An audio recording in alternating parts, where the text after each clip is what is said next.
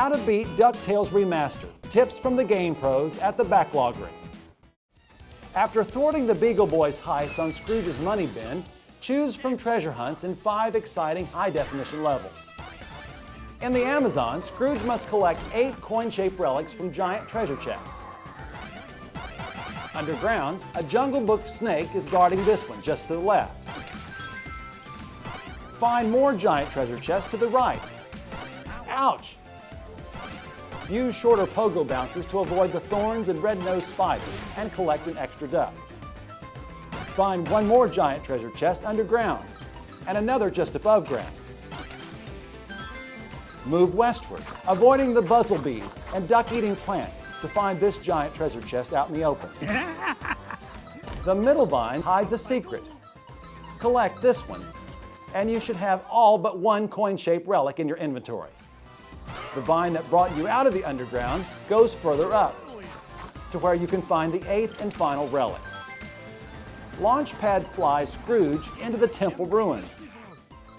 Mrs. Beakley can be found here to ensure you don't die from a lack of ice cream or extra ducks. Oh, thank you kindly, dear. If you attempt to pogo when the stone guardian smashes into the floor, your pogo will fail. When the boss glows purple, watch out. Don't be touching the ground. Blocks can smash you from any side. Move your tail feathers out of the way. Continue pogoing into the boss until he's smashed apart. In Transylvania, head right on the first floor and outside into the rain. Ghosts are immune to Scrooge's powers.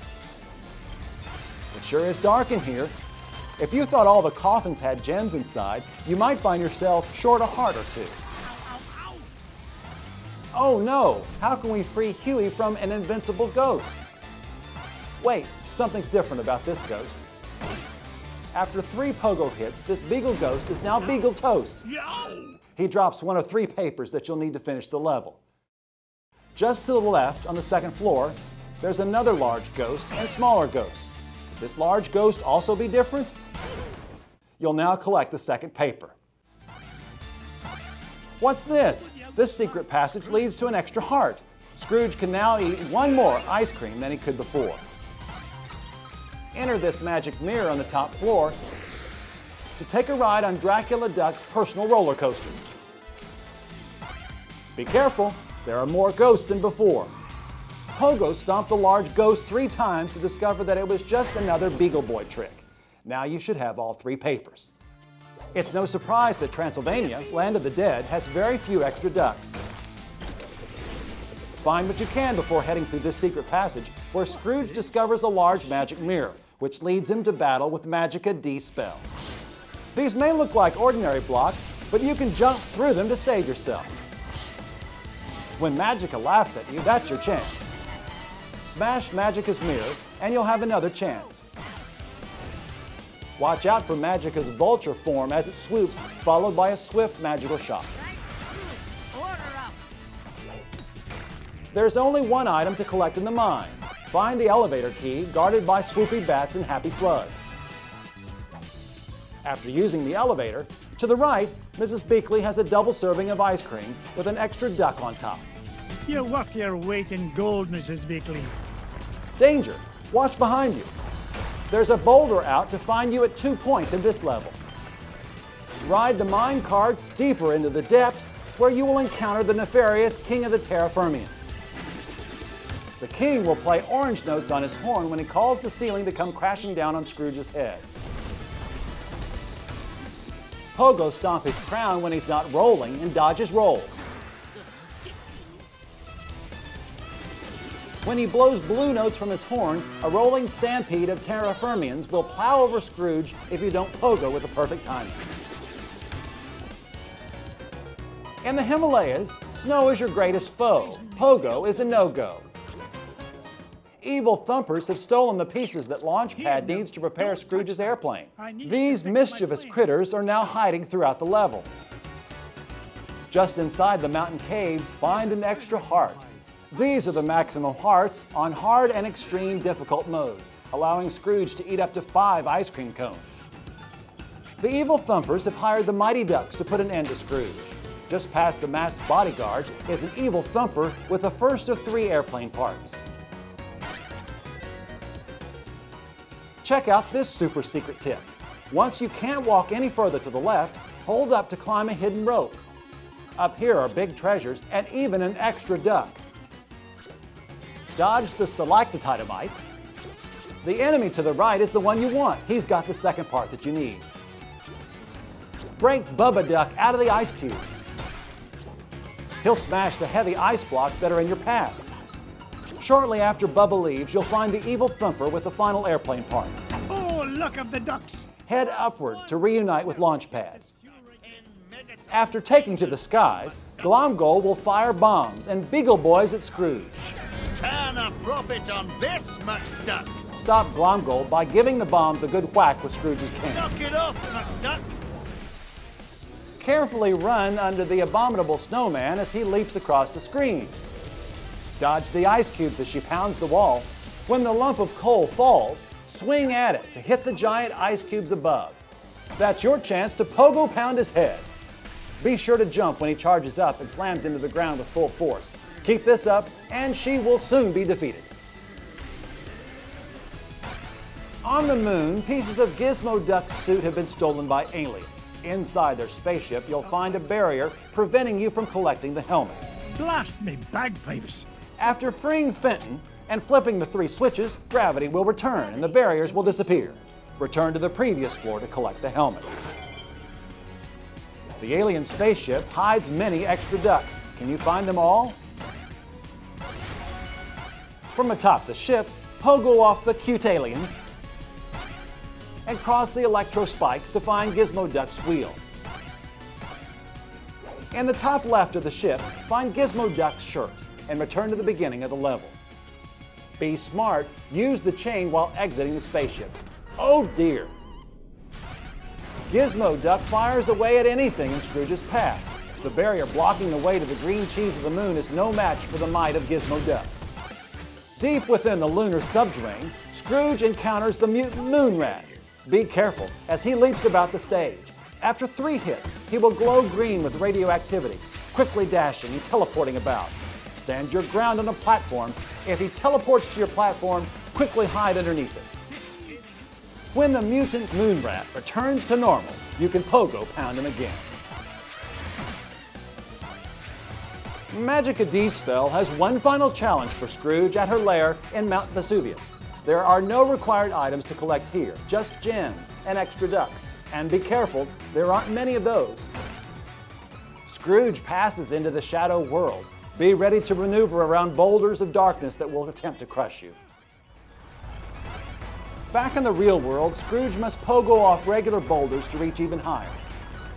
Magica D-Spell has teamed up with Dracula Duck. Pogo off the bats he sends after you so that you can spring high enough to pogo his head. After every hit, Magica will cast one of 3 transformations on Dracula Duck. The red magic turns him into 100 bats. Find the open space for Scrooge to hide in while the wall of bats slams into the ground. The yellow magic turns Dracula Duck into Mega Dracula Duck.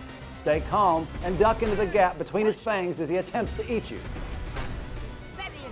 The green magic turns Dracula Duck into a fire-breathing snake dragon. Carefully dodge the fireballs as they home in on your position and leap over the flames that linger on the ground.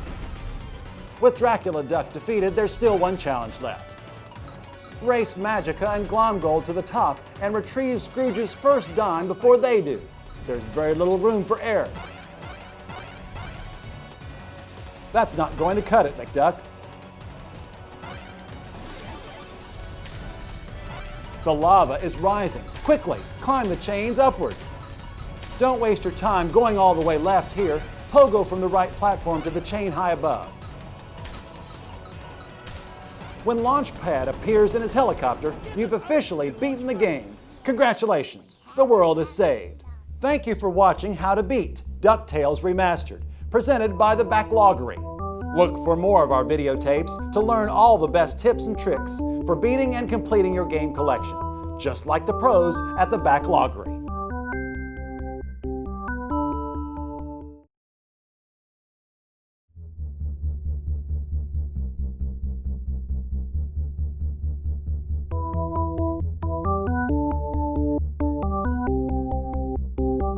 How to beat Castle of Illusion. Tips from the game pros at the Backloggery.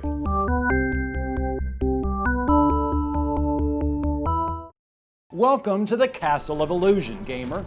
Many perils await you as you try to rescue Minnie from the evil witch, Ms. Rebel. We start in the forest. Grab this extra mouse right at the beginning. You're going to need it. Be sure to pick up all the apples you can. You can throw them at these evil mushrooms. Follow the arrows in whatever order you want. They all lead to the exit. Jump on the falling leaves and collect all the jewels you can. Don't worry about falling. It will just take you back to the path. Mickey found himself back. Look out for the giant rolling apple. It can flatten you in an instant. There's a bottomless pit at the bottom of the hill. Jump over it to safety. On the haunted path, only jump on the blue ghosts. The red ghosts will drop you into the bottomless pit. It's the evil tree. Duck under him when he launches at you, then jump over him when he rolls back. When he makes himself dizzy, jump on him 5 times to collect the giant red gem. Only 6 more left. The red rainbow gem was finally his. This Toyland isn't playing around. Jump over the plane onto the sailboat and collect this extra mouse. Fall into the magician's hat to visit Cardland. Collect all the gems you can, but don't worry about falling. This is just a bonus stage. This clown isn't clowning around. The balls that he is juggling are dangerous in this Toyland. At the top of the toy heap, collect the key. But just then, the Jack-in-the-Box knocks you off. Run down the bottom and score as many points as you can. Some of these presents contain toy soldiers. Be sure to not get too close when you open them to avoid getting hit. Look carefully in the mirror. It will show you the spaces that you can jump on. Seemed chillingly familiar. It's time to get your revenge for knocking you from the top of the toy heap. Move to the edge of the screen to dodge his spring punch. It will bounce back and hit him in the nose. Now's your chance. Jump on the springs and hit him in the head. Now he'll start to spin or jump all over the place. It's very easy to get hit here. After you hit him 5 times, the giant yellow gem is yours. Congratulations. The orange rainbow gem surveyed this new A storm is on the horizon. Are you ready to face it head on? gathering in the skies. This bridge will collapse when you stop on it. It's okay. You're supposed to go swimming here. Look out for the fish bones. They'll try to chase you. Jump on the correct buttons to complete the face and open the pathway. The falling water will knock you down to the bottom, so take your time. Patience really pays off here. Jump on top of the platform before the flood comes. It won't hurt you, but it will knock you back to the beginning. The room is flooding. Hurry and swim to open crevices before the flooding recedes. Had our hero The 5 mermen have the next giant gem. you see this You'll have to fight them in increasing volumes. Jump over them as they roll at you to make them dizzy. Look out for their long tongues. When you have to face 3 at a time, swim to avoid them. Make sure you have enough stars to survive in case they hit you. the yellow The giant golden gem is yours at last. reward indeed for such courage. This dangerous library isn't for reading. Avoid the jumping letters and the bookworms. Don't get hit by the moving books. They will knock you back down to the bottom. Sea of ice cold milkshake. Candyland isn't as harmless as it looks, though it sure looks tasty. Jump on the floating macaroons to avoid falling in the milk. You'll lose 1 star point every time you do. The gelatin will help you reach the top here. In the milkshake whirlpool, take your time jumping from macaroon to macaroon. You'll need all the life points you can get. The milkshake waterfall is spilling macaroons over the edge. Dodge each one before making the next jump. Be careful. What's this? The giant green gem already? But wait, Shadow Mickey steals it from you. I mean, me! Stop! Jump off these books before they slide off the shelf. If you jump into the teacup, you'll enter a bonus stage. Collect the extra gems, but avoid the whirlpool chasing you. There is an extra mouse at the end. Shadow Mickey pushes another giant apple after you. Run down the slope and jump to safety. Shadow Mickey will stumble and drop the giant green gem. It's yours at last. Finally, Returning to Candyland, it's time to face off against the Licorice Dragon. gigantic red licorice dragon emerged. The dragon will throw cookies at you. Jump to avoid them. While the dragon comes up to eat you, jump to the next platform, then jump back on his head.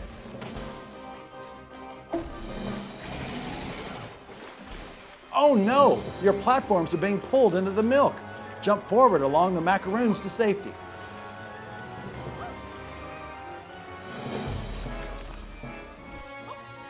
After you've hit the Licorice Dragon 3 times, the giant blue gem is yours. With the blue rainbow, You've finally arrived in the depths of the castle. Watch these knights' faces. They'll flash just before they drop their spears. Trust your instincts. The wooden planks will come out of the wall on their own as you near them. This rolling wrecking ball is super dangerous. Duck underneath it, then make a run for it. in the treasure. Claim the next giant gem in the castle's treasure room. Only one more to go. You can do it. Feel that maybe it was Oh no, it's a trick. The trap door will lead you into the castle sewers. Watch out for the chomping fish bones down here. Press the jump button to swim against the incoming tide. Don't forget to dodge the fish bones and barrels. wasn't playing by any rules now. Once the lights turn off, keep an eye out for the knights' flashing masks. It will tell you when they're about to drop their spears. The rolling wrecking ball is back. Run away, but be sure to jump over the pit and grab the swing at the bottom of the slope. Be very careful. Dodge the gears and collect the gems to increase your score. Jump on the giant cogs so you can get to this ledge. Wrong. It's the Hunchback. Was the final master illusion. Dodge his hammer, and then when he starts to spin, lure him into the bells. You'll need to repeat this 5 times to defeat him. The final giant gem is yours at last. Take all the gems to the top of the castle to create the Rainbow Bridge. There is one more final platforming challenge before you face the witch. Jump on the wooden planks, then bounce on the giant spiders. Some platforms will crumble when you stand on them. It's time for the final battle. Everything you've learned up to this point will be put to the test. Miserabelle transforms into her beautiful younger self. She has several cycles of attacks. In the first cycle, jump over the circle of green flame as it grows and shrinks. After each cycle, she will charge up and yell, "Attack!" shooting fire all over the room. Jump to avoid it. This move will raise blocks in the floor. Use these to jump on her head. On the second cycle, circle around the room while staying away from the green flames. Circle round, ghosts and ghouls, spin and twist, twirl and whirl. On the third cycle, stand in the lower right-hand corner and jump repeatedly. You'll just miss the flame whips. On the fourth cycle, the green circle around Mickey will get smaller, showing where the attack will land. Keep moving. Return to the lower right-hand corner, and you can just make the jump over the spinning flames. You're almost there. The final cycle combines attacks from cycles 2, 3, and 4. Keep moving, but watch out for the gaps in the floor. If you fall in one, it's instant death, and then you'll have to start the battle over. Phantom fury swirl. You've done it! Congratulations, gamer! As for how the story ends, well, you're just going to have to find that out for yourself. Look for more How to Beat episodes wherever popular videotapes and electronics are sold.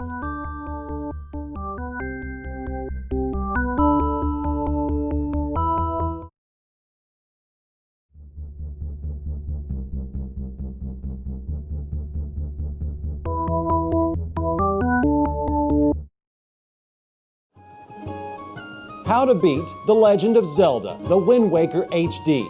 Tips from the game pros at the Backloggery. Hoy there, hero of legend. Your name is Link. You're set to embark on a magical, high-definition journey across the Great Sea, filled with adventure and fraught with danger. This video cassette guide is just what you need to have the edge over the forces of evil. Ready? Let's begin. Link sails with a pirate Tetra to rescue his sister from the Forsaken Fortress. Oh no, it looks like you'll be without your sword for a while, so stealth is your only option.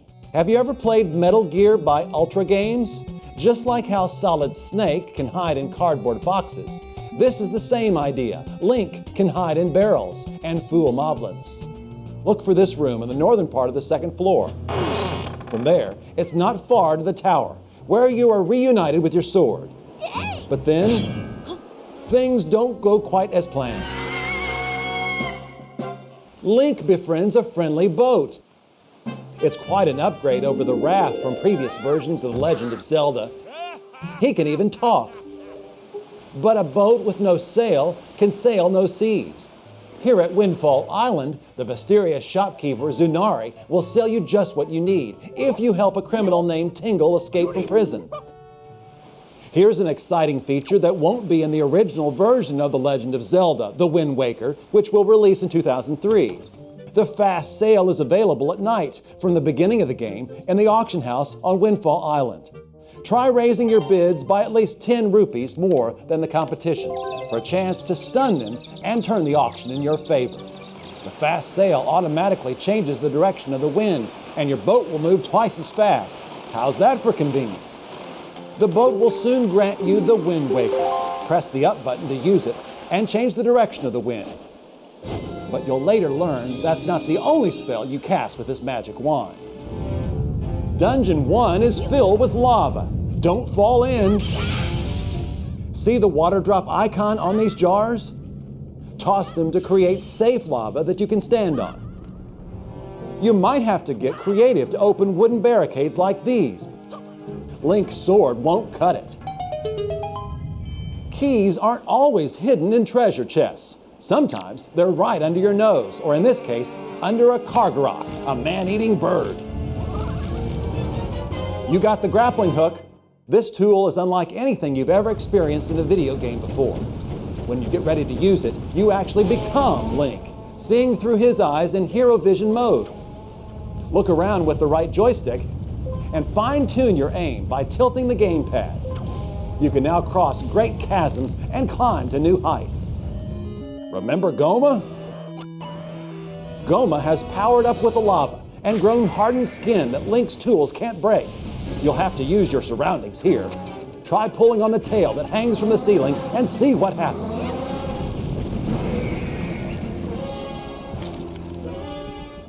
You'll acquire the magic leaf near the entrance to Dungeon 2. This is one of the most important tools in the game, allowing you to soar over great distances if the wind is to your back.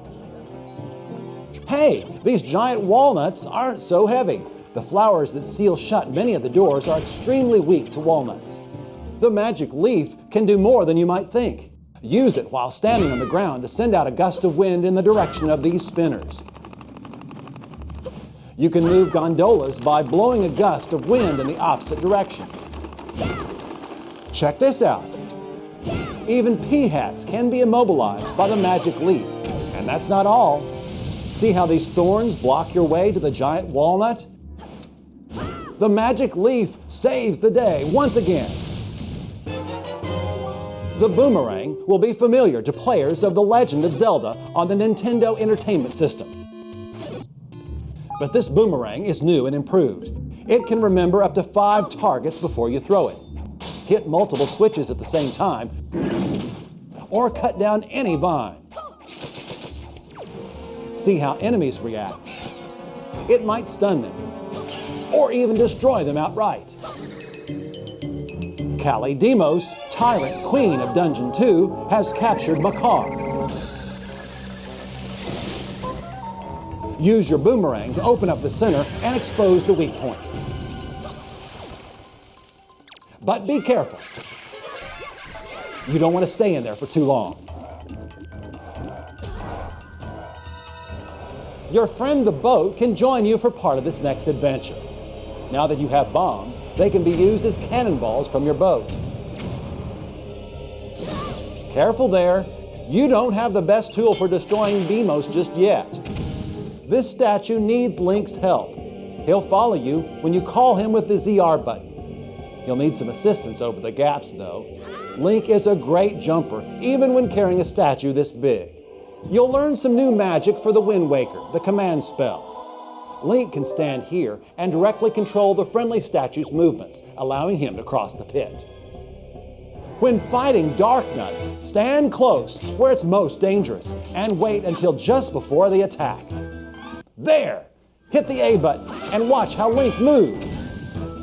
If you're lucky, you might even destroy his armor. Here's another tool familiar to The Legend of Zelda fans. Try equipping the bow to the R button. It will allow easier use of the joysticks for aiming. The Hero Vision mode can also be adjusted by tilting the gamepad for enhanced precision. These dead Armos weigh exactly as much as one Link. Figure out how to set the balance so that Link can reunite another statue with his family. Remember how scary the Beamos were before? Now they're no match for Link and his bow. You should be equipped with this tool at all times. Godon is the bully who imprisoned your statue friends in the tower and stole the level 2 sword. You'll have to defeat him if you want the only sword that can defeat his master, Ganon. Stun his hands with arrows, and then shoot his eyes when they glow red. Just like Dodongo, Godon dislikes smoke. If you run low on arrows, don't worry. Godon will blow arrows out of his nose that you can pick up. Now it's time to return to the Forsaken Fortress and rescue your sister. What's this? Ganon has already appeared. He challenges you to a dangerous tennis match. The energy ball gains speed as it flies back and forth. Unfortunately, it looks like this wasn't the real Ganon. You now have the Skull Hammer. You might remember the hammer from Zelda 2, The Adventure of Link. While this version of the hammer is not powerful enough to smash giant boulders, it can be used to pound pegs into the ground. At the top, Link is challenged by Ganon's right-hand man, King Helmarok. When you get a chance, smash the Skull Hammer into his mask. Once his mask is broken, you know the drill, slash away. The next phase of your adventure is about to begin. You'll have to power up the level 2 sword before you can even stand a chance against Ganon. Here's a checklist for things you'll need to do before you can proceed to the 4th and 5th dungeons. Defeat the Wind Frog. Talk to Link's girlfriend to receive fire arrows and ice arrows. Obtain the power bracelet so that you can lift the heaviest objects. Find the iron boots to be able to walk against strong winds. If you're ever lost while finding these things, feed the fishmen for some pro advice. Ready? Good. After learning the Earth spell for the Wind Waker, recruit Medley at Dragon Roost Island. She'll ride with you to Dungeon 4. There's all kinds of things that Medley can do. She can glide over gaps with a little help from Link. She can carry Link to places that even the Magic Leaf can't.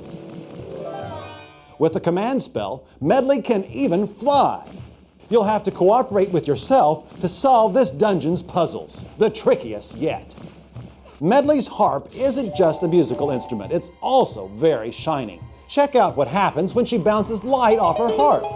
And that's not all. This purple fog will cause Link to forget how to use any of his items.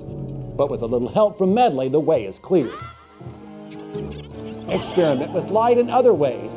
It can be very illuminating. You got the magic shield. Now Link has a shiny object of his own and can help Medley in solving light puzzles. Think you can solve the ultimate mirror puzzle and claim the big key? The ghosts of the Moblins you defeated in earlier The Legend of Zelda games have gathered here and combined to form the dark spirit Yalhalla. This is where your magic shield will really shine.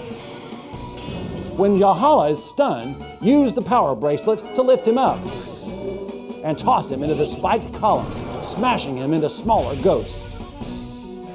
Quickly defeat as many as you can before he reforms. If you can survive the battle, you'll be powered up with a level 3 sword.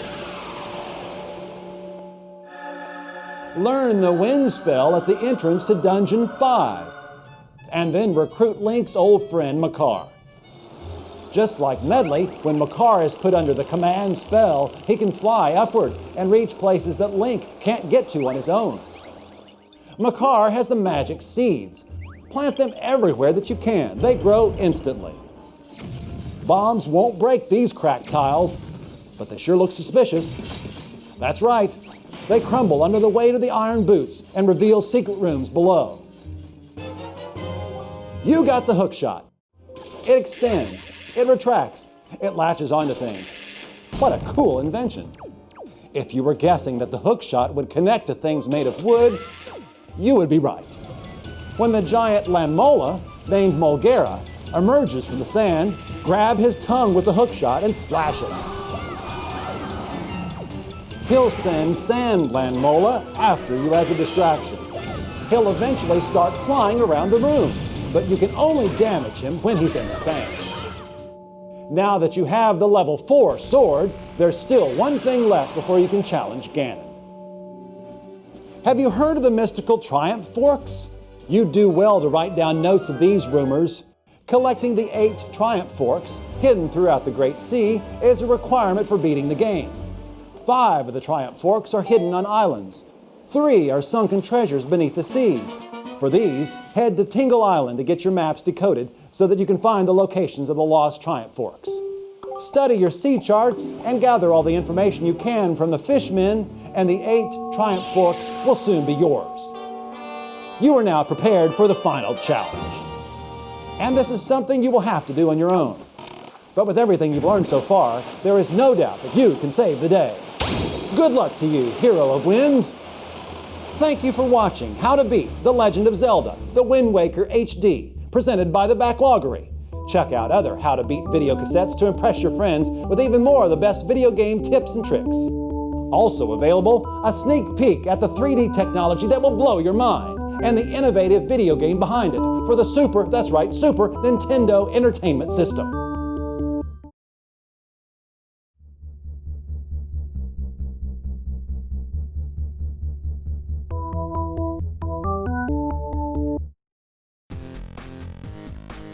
How to Beat the Angry Video Game Nerd Adventures. Tips from the Game Masters at the Backloggery. Oh no! The nerd and his friends were playing a bad game and got pulled inside. It's up to the angry video game nerd and you to rescue his best friends and escape video game land. First, you'll explore the intro level where a fairy will guide you. These elixirs will restore 1 health point. They're sometimes placed in areas beyond your reach. Judge carefully if it's worth the risk. These toasters are also important. If you lose a life, you'll restart your quest from that point. The skull and crossbones blocks will be your worst enemy as you move across video game land. They cause instant death, so be sure to avoid them at all costs.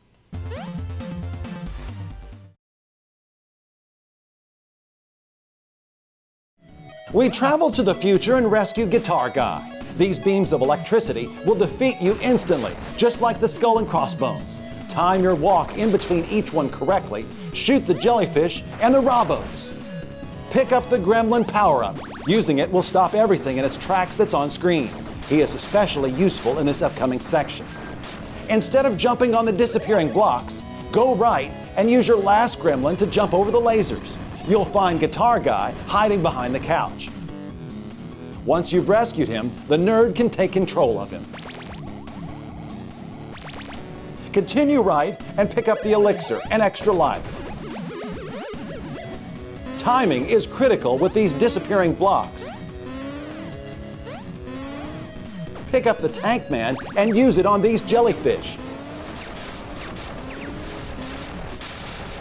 Once you reach the platform, you'll jump onto a flying surfboard, dodge the incoming eyeballs and D missiles. Shoot everything. Use Guitar Guy to destroy the ring of little faces. Now switch back to the nerd and fire with all your might.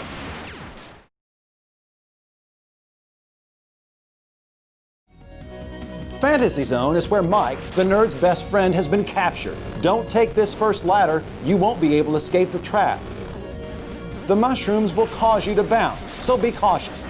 If you spend too long on them, they will knock you into the birds dropping bombs. Climb the ladder into the dungeon, touch the toaster, and go right. This is a shortcut. There's the key. Open the gate and you're immediately faced with another. Jump up and to the left here. Once you reach the top, grab the elixir and the key. Watch these blocks closely. They follow a pattern. Look before you jump.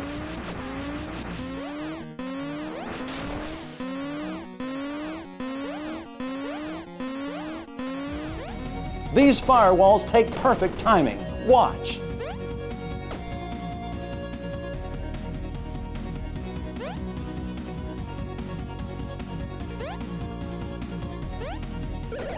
Shoot the crystal ball to open the door. If you skip the ladder, you can shoot through the wall with Guitar Guy's wave shot. This will open a top secret area. It's Mike! His laser sword's uses are limited, but he can see hidden blocks with his Inviso-Vision. Take the key and run. The blocks will fall behind you. Don't go for this elixir. The walls will come in and crush you. Before you pick up this key, you can catch your breath in the corner. You'll be safe there. Before jumping on the pterodactyl, use Mike's Inviso-Vision to find this secret area. Thank goodness for the extra lives and elixirs. Once on the pterodactyl, avoid all the skull blocks and birds. Grab this elixir if you need it. Look out for the level guardian's waves of flames. When it's close to being defeated, it will also send skull blocks at you.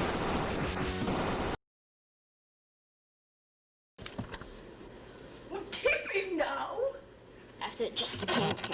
Don't do it inside and do it. I'm taping.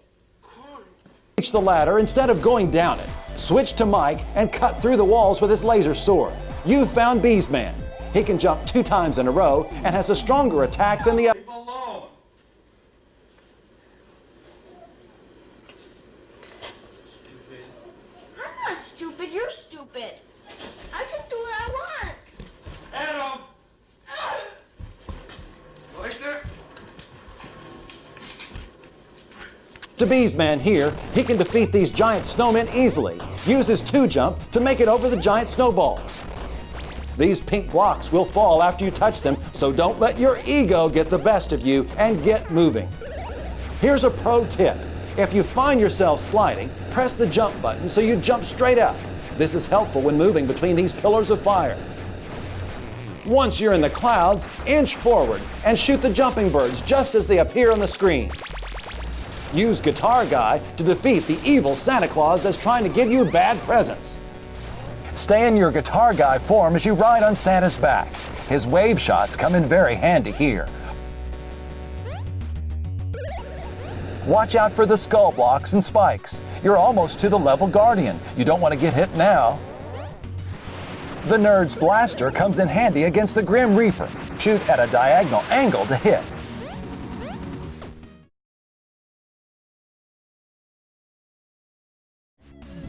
Your limited range of vision and disappearing blocks will be your greatest foes in this haunted mansion. Don't be a punk and take the extra time to plan your jumps. Move slowly. It's hard to tell the direction you should be going in. Watch carefully.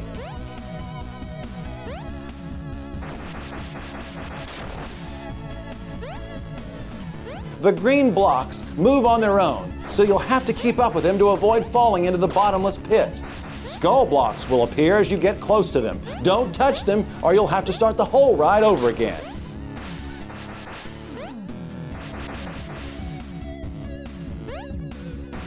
While you are avoiding these skulls, the bricks will fall out from under your feet. It's time to hurry up and make a run for it. This is your final green block roller coaster ride. If you stand still as the blocks stack, the game will move you on top of them automatically.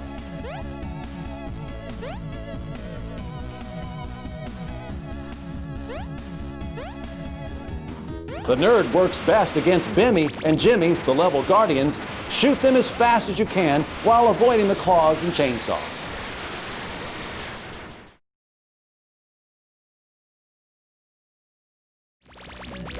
Beesman has a much easier time jumping over the spinning ball of spikes here. The falling ceilings will cause you a lot of damage. Take your time and run in between them. You shoot the axe throwers while they're still off screen with Guitar Guy. Use Beesman to 2-jump to this secret area. Here you can collect an elixir and 2 extra lives. The 2-jump also comes in handy while riding the moving platform. Watch out for the ghosts. Guitar Guy can run a little faster than everyone else. He is the best one to use when running in between these flashing skull blocks. Use the nerd's rocket gun to clear the hallway. Once you come out the other side, the platforms will start to crumble underneath you. Watch Jekyll and Hyde's pattern closely. Beesman's gun is his weakness.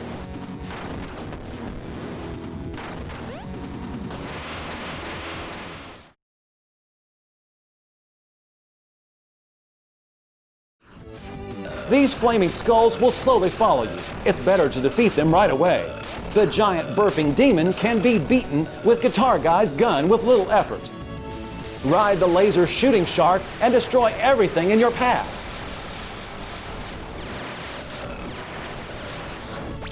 Don't stutter here. Time your run underneath the arrows, climb the ladder, and grab the elixir. The level guardian is a giant demon. You can use Mike here, but we recommend Beesman.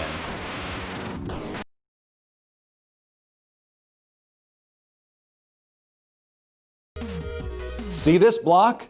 The blocks with the angry faces are deadly and will shoot spikes if you touch them. They can be very difficult to see, so be careful. Climb the waterfall by jumping from log to log. Mike's extra jumping height comes in handy here. Beesman's jump works too. Time your jump so you avoid the bouncing faces and spikes. Grab the elixir when you get to the top. Use the gremlin's attack here so you can grab this elixir. Switch to Guitar Guy so you have his speed on your side. Now hurry. You might get hurt though when the spikes come up. You can stand here to avoid the unicorn's attack pattern. She will speed up as she takes more damage, but just keep firing and you'll get her.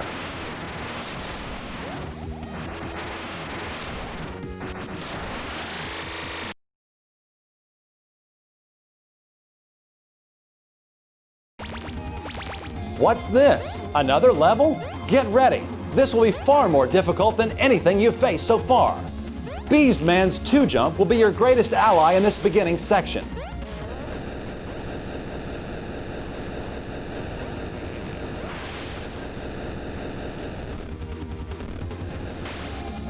This area is tough, so pay attention to the patterns closely. Watch!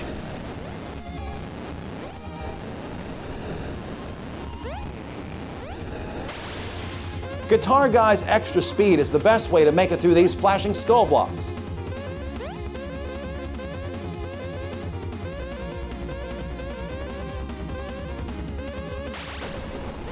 The game is hitting you with everything it's got now. This part could take several tries. You can do it.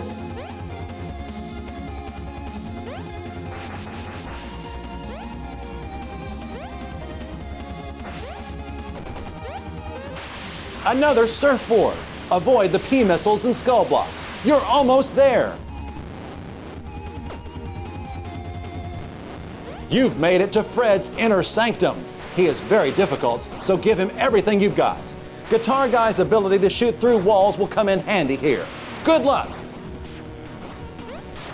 Congratulations, you've done it. Now that you've beaten the game, can you take on the harder difficulty levels?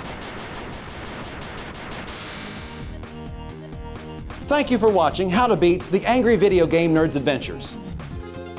If you want to play to win, look for more videotapes from the Game Masters at the Backloggery, wherever popular electronics are sold.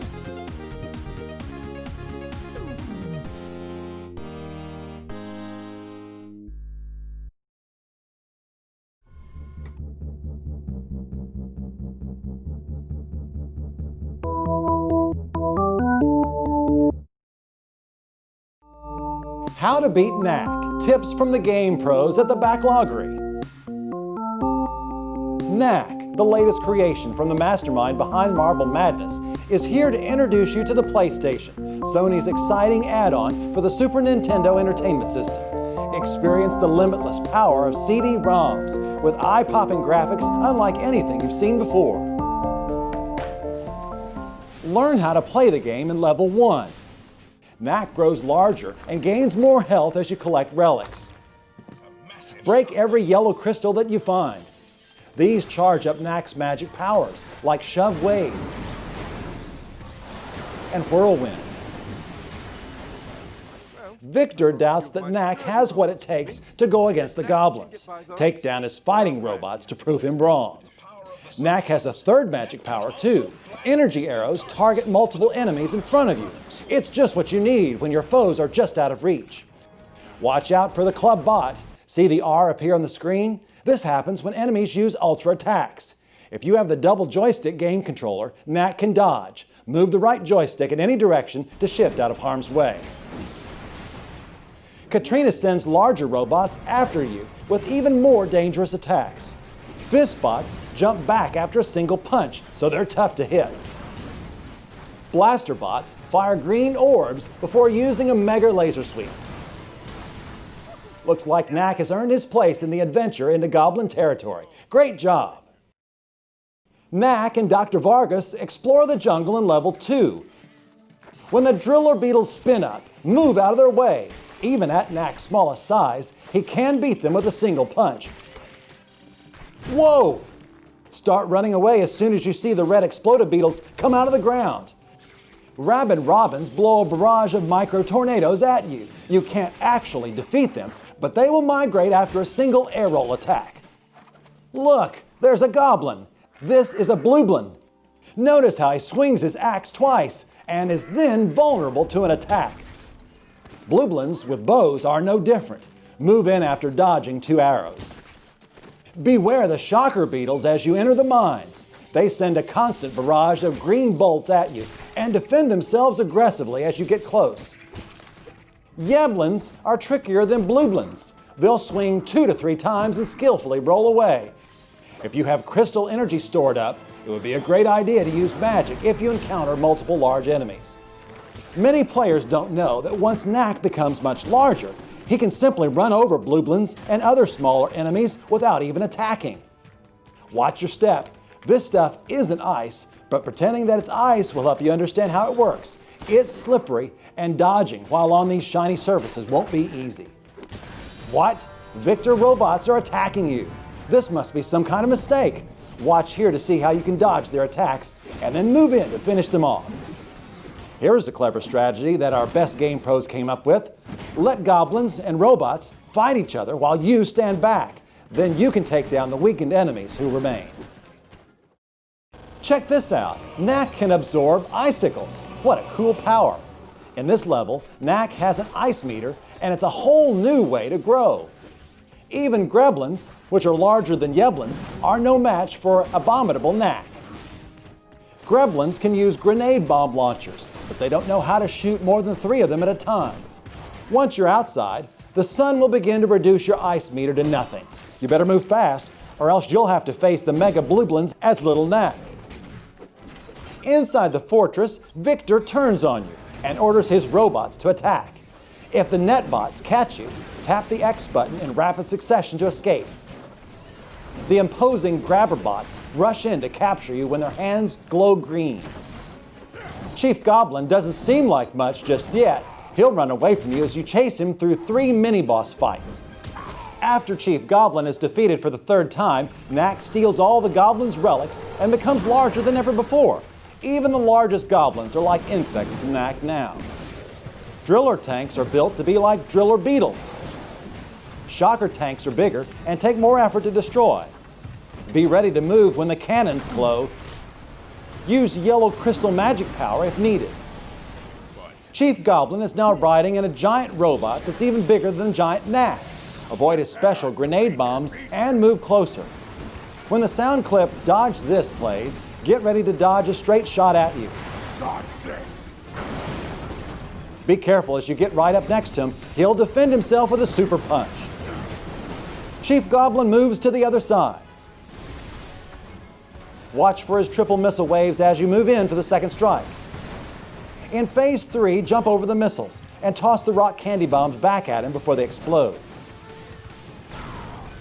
In the final phase, the flame spots don't leave much room for Giant Knack to maneuver. Move forward carefully and patiently, waiting for flames to disappear. Congratulations on completing the mission. But wait, Lucas is being kidnapped by Victor and his evil robots. Knack and Dr. Vargas chase after him to find out what he's up to. Escape from Victor's palace. You'll be fighting his robot and human armies. Vacuum cleaner motors use relics, so smash every one of these household appliances that you find. Watch for ultra attacks from Victor commandos and jump over rockets. You'll need to collect 20 crystals from search bots. They can't see in the dark, but they can be tough if they find you. With the power of the 20 crystals, Knack becomes Stealth Knack and can pass through lasers. But Stealth Knack has a very small life meter, so unless you want the toughest challenge, transform so that you can fight as regular Knack. Victor has lots of new robots for you to fight. Drill fist bots quickly dash at you, and then punch twice. Remember the regular fist bots? They're here too. And don't forget about the blaster bots.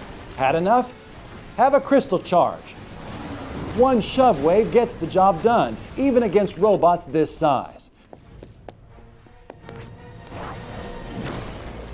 Katrina reveals her secret identity. She's actually a ninja. You'll learn how to defeat her later in the video. Thank you, Katrina. Don't step into the spider's purple spit. It's a poisonous spider. Catty baddies act a lot like the rabid robins from before, but they aren't scared away so easily. Katrina has trained Victor's soldiers with a few techniques she learned from the goblins. Victor grunts toss grenade bombs, and Victor gunners have learned to shoot twice, then pause. Victor robo-riders can punch and fire missiles, but the best way to fight back is to move in fast and attack aggressively. Rockbots have the high ground. You can turn their advantage into your advantage by standing at the walls just below their feet and leaping up at them. Rollbots roll barrels of burning goo at you. Take care not to punch any extra barrels.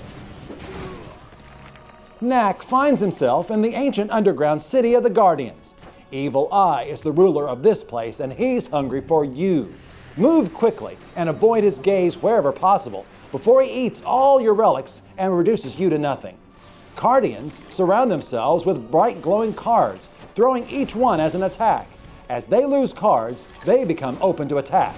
They don't stand a chance against your hand. Snake angles are creatures made of relics, just like Knack. As you might guess, defeating them rewards you with extra relics and lots of points. Swordians have a barrier that protects them. Don't worry about this because it won't hurt you, but the aftershock is very dangerous. Dumper bots are tricky. It can be very difficult to tell when they're about to pause in their hug attack, or if they're going to use a scoop attack. If you hesitate, you'll lose your chance. Victor Knights are equipped with maces. Watch out, not only do they have a long range, but the area surrounding the impact is also unsafe. Knack discovers another special material he can absorb, wood. Now Knack can catch on fire. Don't worry, this is actually a good thing, because Knack needs to deliver fire to fuel engines in order to proceed. Fire only drains the wood meter, and you can refuel on logs at furnaces. Tar bots don't mean to be in the way, they're just fixing the roads. But be careful, because their tar can catch on fire. Stop the goblin assault on Green Mountain. Beware, they have a new technique that allows them to fire guns 3 times in quick succession. Watch out for the gremlins with jelly dispensers. Remember, relics and jelly do not go together like peanut butter and jelly. Axe gremlins and mecha gobs may look like the toughest enemies you've faced yet, but just wait, things get big in this level, and that includes Knack. Watch out for flames as Knack climbs buildings. Without the power of wood, his relics can't withstand fire like they could in level 6. Pick up cars or destroyed tanks and toss them at the shooter planes. If you run out of cars, you'll just have to run up to the shooter planes and swat them out of the sky. Gundahar's Mega Gobbot will make you feel pretty slow. It's tough to be quick enough to dodge its punches and still have time to counterattack before it dashes backward. Just keep trying. Be ready to avoid shots when it moves into a corner. When the Mega Gobbot's fists glow yellow, move just far enough away to avoid its Sonic Punch's super move. After that, you'll have your best opportunity of all to land a hit. Back to the wildlife of Goblin Country. Swooper beetles live up to their name, they aren't hard to dodge, and are defeated with a single air roll attack. Scorpies swing their tail as they move toward you or move up close and pinch at you. Their armor's a bit tougher than the beetles around here. You need to be more cautious with torture beetles though. Their attack spins in all directions. Don't even touch the rubies that you'll find all over the ground, they'll explode. Spitter scorpies are relatives of the spitter spiders. They'll shoot the same poisonous spit, but in a different pattern. Goblin-controlled Dirtians are tough customers, but you can quickly erode them down to size by using the whirlwind attack. With this trick, you'll hardly have to do anything at all. Watch out! The Blueblins at the Goblin Factory don't have the same old tricks as the Blueblins from earlier in the game. They might swing only once, or up to 3 times. Be ready for some new strategies. When you leap into a pile of scrap, Knack turns into Heavy Metal Knack.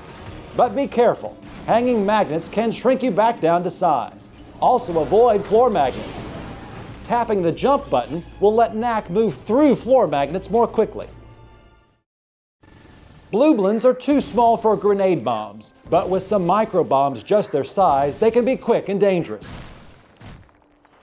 You first saw Big Boomerang Yeblins in level 8. Don't underestimate just how far these weapons can fly. Careful now, the wind is very strong, and you'll have to make some dangerous, daring hops to cross this curvy bridge. Be aware of the gremlins on the other side. Whoa! That oversized scythe is quite the dangerous weapon. This is quite a gathering of enemies here. Wait! Too late. You might have wanted to save that magic attack. There are bigger and tougher enemies than the little goblins in this fight. Level 11 is filled with lava in a volcano. You won't find a lot of new enemies here, but you'll face opposition from Victor soldiers, Victor robots, guardians, and wild animals. You'll have to use everything you've learned up to this point to survive. Katrina now has a giant ninja robot of her own to pilot. She's not about to put up a fair fight though. Knack is poisoned by her anti-relic box and begins shedding relics rapidly. You'll have to defeat her before you've melted away. Try dodging her third sword strike so that you're safe, but still near. That way, you can attack before she can evade.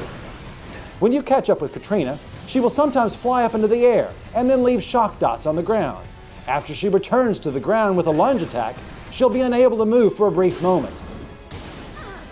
Katrina will shoot at you on your way to the next phase, where she'll then do 2 lunges before pausing. On the way to the final phase, move into the open areas on the side to avoid the big shot straight down the middle. Here, she will lunge straight down for a devastating attack, but it also leaves her vulnerable to the final blow. On Victor's airship, Stealth Knack is back. Just like in level 11, you'll be fighting familiar enemy types, though they might have a few new tricks up their mechanical sleeves. be careful, it's a long way down. After exiting the airship, one final level remains. It's an all-out war between Victor's troops and the Guardians. Knack can absorb giant relics and will quickly grow to larger sizes than ever before. Even the Swordians are already dwarfed by Knack's size. Now there are bigger threats. Gigantians can still dispose of Knack with ease. Here's a super trick. You should be absorbing lots of yellow crystal energy by this point. The whirlwind magic is incredibly effective against the Gigantians. Give it a whirl. Soon enough, even the Gigantians are like Blueblins next to Super Mega Knack. Evil Eye has absorbed Victor's soul and used it to create the last Guardian, Knack's ultimate opponent. When you get up close, punch the pixel barricade until it's destroyed, and the last Guardian will send Knack back to the other end. He'll then draw his sword.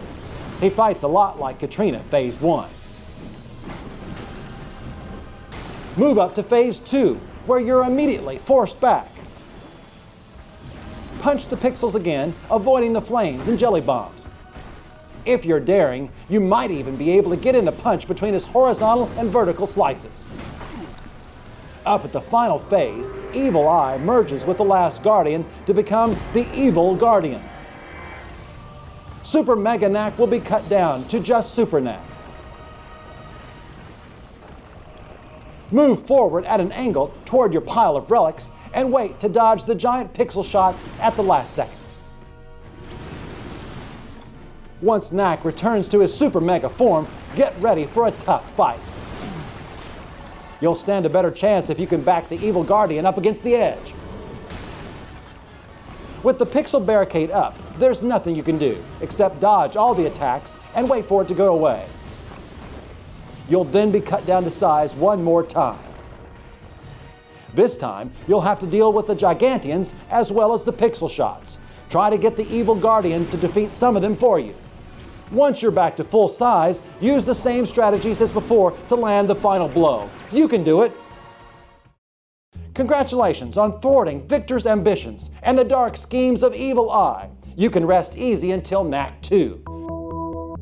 Thank you for watching How to Beat Knack. Look for more How to Beat video cassette guides to have all the knowledge you'll need to win in tomorrow's most popular video games, just like the pros at the Backloggery.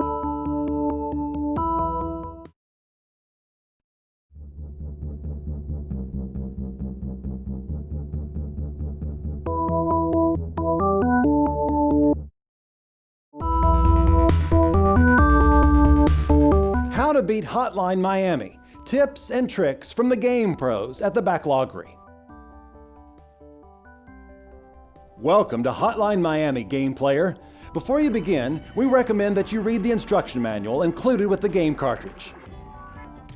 Pay attention to the different masks you earn after each stage. They give you a special power that will aid you on your quest for justice. It's up to you to select which one works best for you.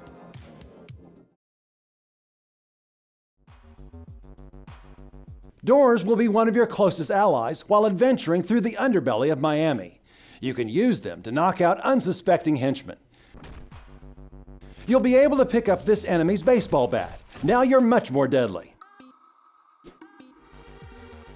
Step into the room to lure the thugs out, then throw your weapon at them.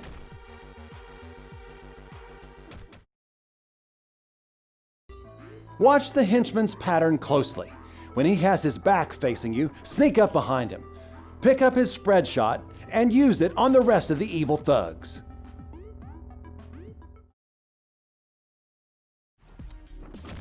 Here's a pro tip. After you clear an area, be sure to pick up a weapon with full ammo. It's easy to forget, but it can save you in later areas. Some walls are thin enough to shoot through. Here you can defeat this guard the easy way.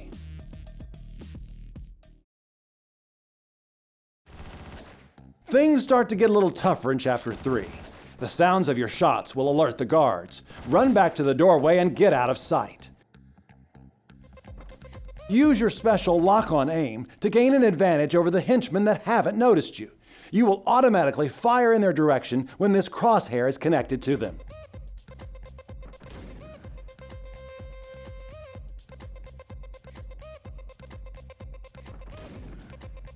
It's the first boss. Lure him to the doorway and use your spread shot on him. Attack him over and over before he can regain his strength.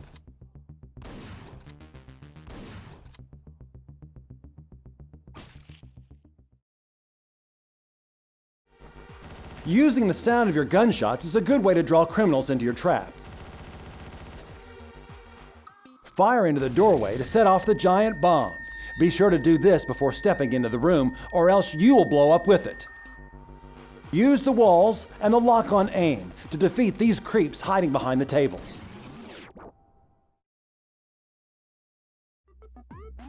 Attack dogs make their first appearance in Chapter 5. Use the door to catch the pooch off guard. Quick reflexes are needed to beat this gang of henchmen. You'll receive the dentist mask after this chapter. This will allow you to start with a dagger, giving you the upper hand when you start a chapter.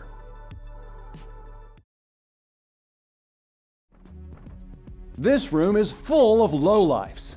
Walk between the doors and shoot into the room to defeat them one by one.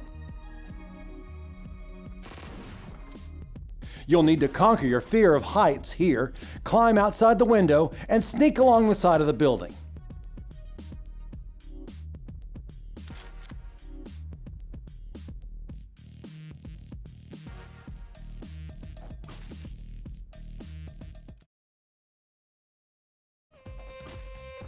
You'll meet the heavy assassin here. He can be tough, but one well-placed shot from your spread shot will stop him in his tracks. Jump out to surprise these flunkies and attack dog from behind. The noise will alert the heavy assassin. Lure him in. Once you reach the top floor, it's time to face the second boss. Circle him and watch out for his butcher knife slashes. He will eventually throw the knife. It will get stuck in the wall. Now's your chance. Get him.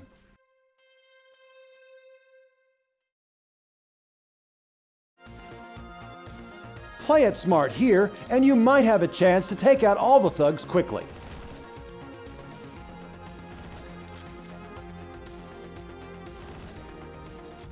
It can be easy to get distracted by the flashing lights in the dance club. Keep your senses razor sharp and your trigger finger steady.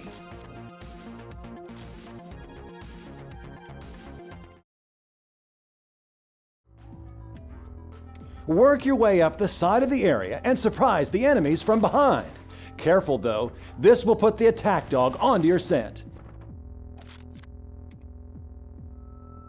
After beating all the enemies, you'll suddenly find yourself on the wrong side of the law. Sneak out through the front door and escape.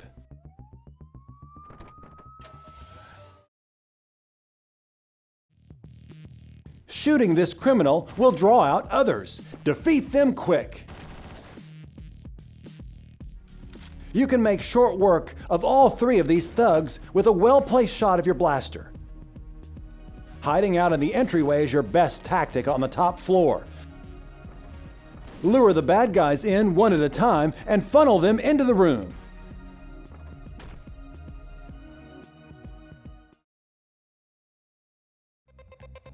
Fire through the glass to beat these unsuspecting thugs.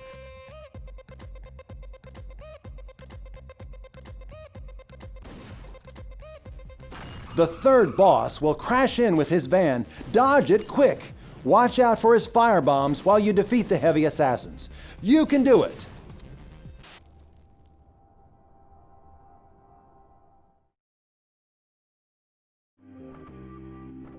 Chapter 12 is a sneaking area. Be as quiet as you can. Follow this path to escape while avoiding the evil doctors.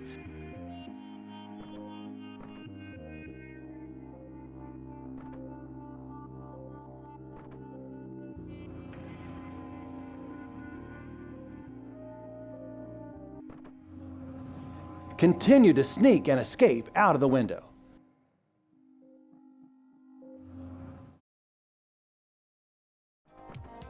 It's time to take down the corrupt cops. The dentist mask will come in handy on this level. The enemies wear body armor and can often take more than one shot to be defeated. The bad guys will try to pincer attack you here. Stay on your guard. Your best bet to defeat the corrupt police chief is to use your lock-on aim and run back and forth between the room while firing. Use the parked Bigfoot truck to your advantage here. Sneak around behind the criminal. Use your lock-on aim to fire through the glass here. Whenever you see the background flash, you've successfully hit the enemy. The head of the posse gives you the address of the mastermind behind the whole conspiracy. It's time to gear up for the final showdown.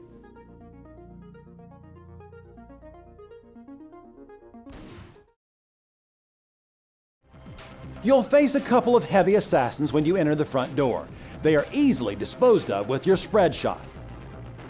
It's time to fight the big boss. First, you'll have to defeat his pet panthers. Grab the chalice and knock them with it. The big boss's personal assassin will jump out. Quick, throw the chalice at her.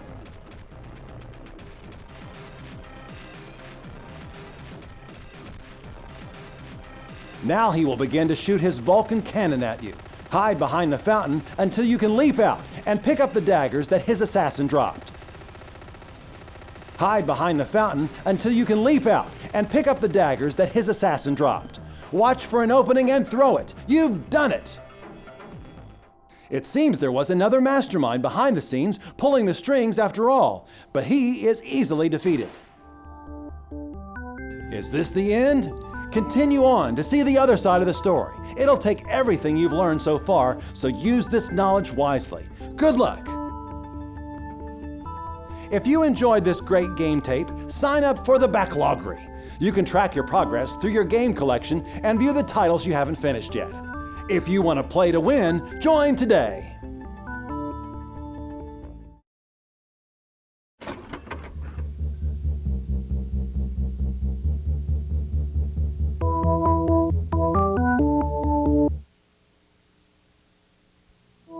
How to beat Super Mario 3D World with friends. Tips and tricks from the game masters at the Backloggery.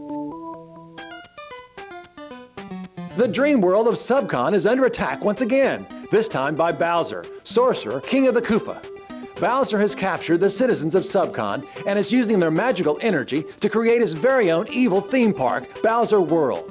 This adventure will not be easy, so we recommend bringing along up to 3 of your friends for 4-player mayhem in the thrilling 3D world of Subcon. Multi-tap sold separately, 3D glasses not required. Will you cooperate with your friends to save Subcon once again? Or will you compete to become the top cat? This video cassette guide focuses on how you and your companions can work together and what to watch out for when playing with mischievous friends. If you've played Super Mario Bros. 2, you'll be familiar with the character's abilities. Mario's speed and jumps are average. Luigi's movement is loose, but he jumps very high. Toad is the fastest, but he has the shortest jump. Princess Toadstool cannot run very quickly, but her float jump gives her the edge in many scenarios.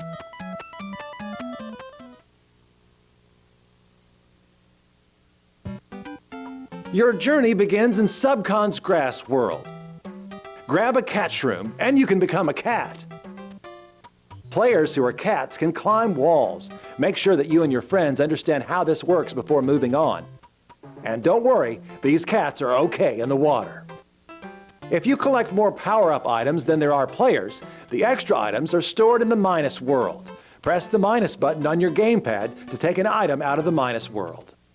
The Fire Flower is a familiar power-up item, but not everyone needs to take it. Mario and Toad decided that they'd rather be cats. Diverse specialization can be the key to success. Good thing Cat Mario was on the team to sniff out this secret exit. How well does your team coordinate? Check out this Dino water slide to find out. All players must work together to control the dragon's movements and make it to the end. This team could be more organized in their plan of attack against the Bowser Mobile. Keep your cool and spread out so that you don't miss your chance to return a soccer bomb. You're well on your way to saving Subcon. Good job. But the going gets tougher from here on.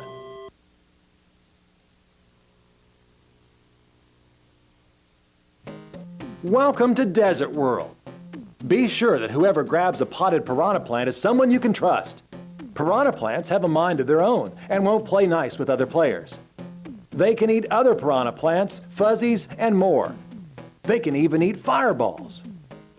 Only player 1 has the power to move these touch boards. If player 1 is unfamiliar with touch controls, this could prove challenging. You might consider trading controllers with another player for this level. Here's an important tip to always remember when playing with friends. You can use a magic spell to create a bubble around your character and then float over to the other players. This happens automatically if you fall too far behind, or you can cast the bubble spell manually to protect yourself by pressing the bubble button. Cherries are quite different from how they were in Super Mario Bros. 2. In Super Mario 3D World, they actually duplicate your character. Keeping your doubles alive can be a challenge, but check out how much firepower you can have with 4 friends and your clones on your side. On Bowser's Doom Tank, you can get powered up with a cannon head. These automatically shoot explosive gumballs. They're very powerful, but beware of friendly fire. In this group, Princess Toadstool is demonstrating how dangerous this power-up can be when playing with friends.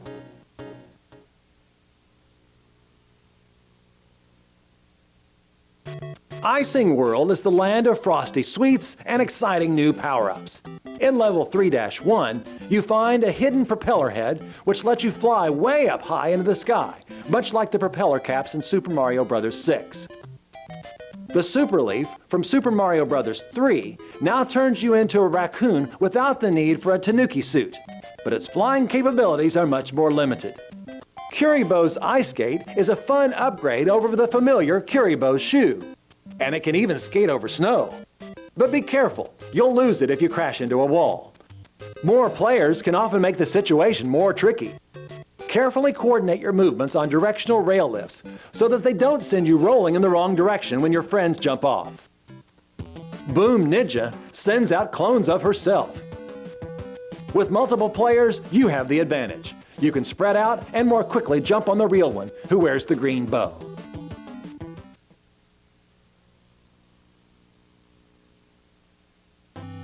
After you defeat the first Boldy Rock in Rock World, 3 more Boldy Rocks will dig up out of the ground. Solo players might have a tough time here, but watch how quickly a team can work together to end the fight. It's easy for players to fall behind when these musically timed blocks appear and disappear. Cast the bubble spell if you need it. Be sure to discuss your strategy with any offbeat friends before moving forward. If they jump the gun, well, watch what happens. Some jumping board monsters might leave behind a jumping board that you can carry and jump off of. This offers some exciting possibilities for multiple players, but you'll have to be careful. These players surely wish that they had held onto that jumping board.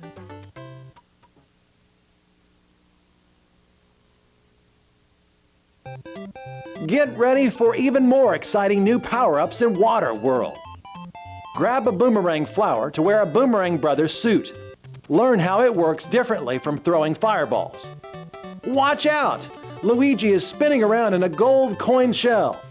And look, Princess Toadstool has become a Goomba. Oh no! Don't worry, this power-up is just for fun, but make sure your friends don't stop you. In this level, it's a race to collect green stars before time is up. If you were playing alone, you would need to rely on cherry clones to move these platforms. But if you cooperate with your friends, you can move them together. Can you and your friends perform in the circus together? It's not easy to balance on the rainbow boards with a party of 4. If your team is struggling, cast the bubble spell and follow your friend with the best acrobatic skills. Whoa! Grab a Mega Mushroom to become Mega Mario, Mega Luigi, Mega Toad, or Mega Princess Toadstool. Stomp everything in your path while the effect lasts. It's easy for you and your friends to get caught up being the king of the pride in this sprawling savannah. But be careful to not run out of time. Pounce the glowing green rabbit for a green star and move on quickly. Water World really tests you and your friends' coordination and teamwork. The red and blue jumper flippers flip whenever any player jumps. Be careful to not jump needlessly or else you'll send your friends to their doom. Whenever possible, walk diagonally between same-colored jumper flippers to minimize jumping.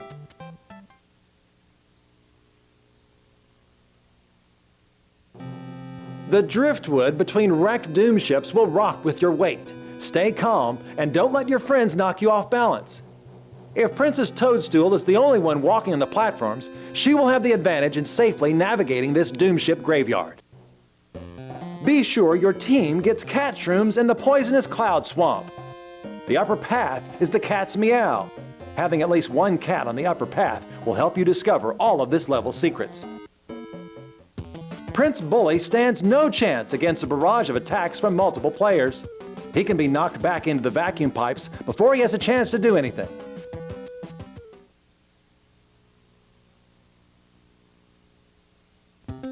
There are a few opportunities to get hidden green stars using jumper flippers. In this example, the team leader decided to be the only player who jumps during this sequence.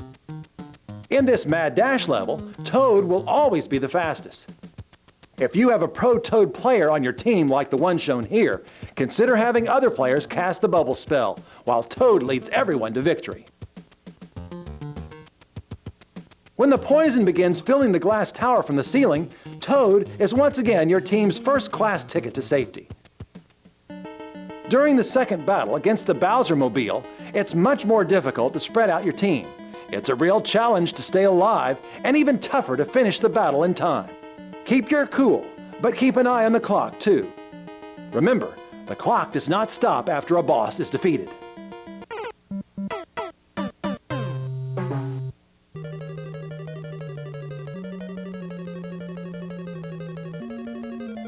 Have you found any starmen throughout the game? Just like in previous Super Mario Bros. Games, they make you invincible for a short time. If you're playing with friends, tag your friends after collecting a Starman to give them the power of invincibility too. But be careful.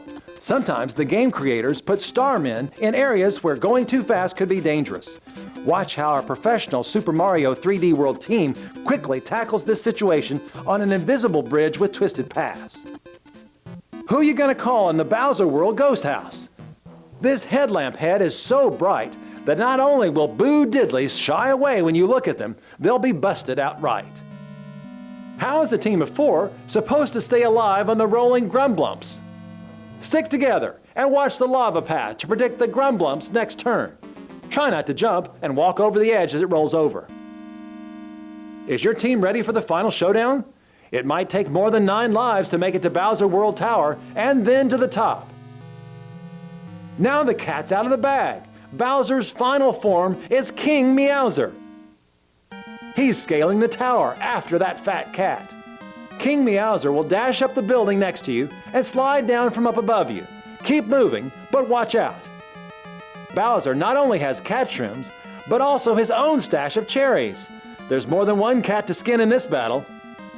The King Meowsers will climb up the building just as before, as well as break through the walls and swipe at you. Each King Meowser appears in the same place every time. So if you fail the fight once, have your player with the best memorization skills guide you through on the second attempt.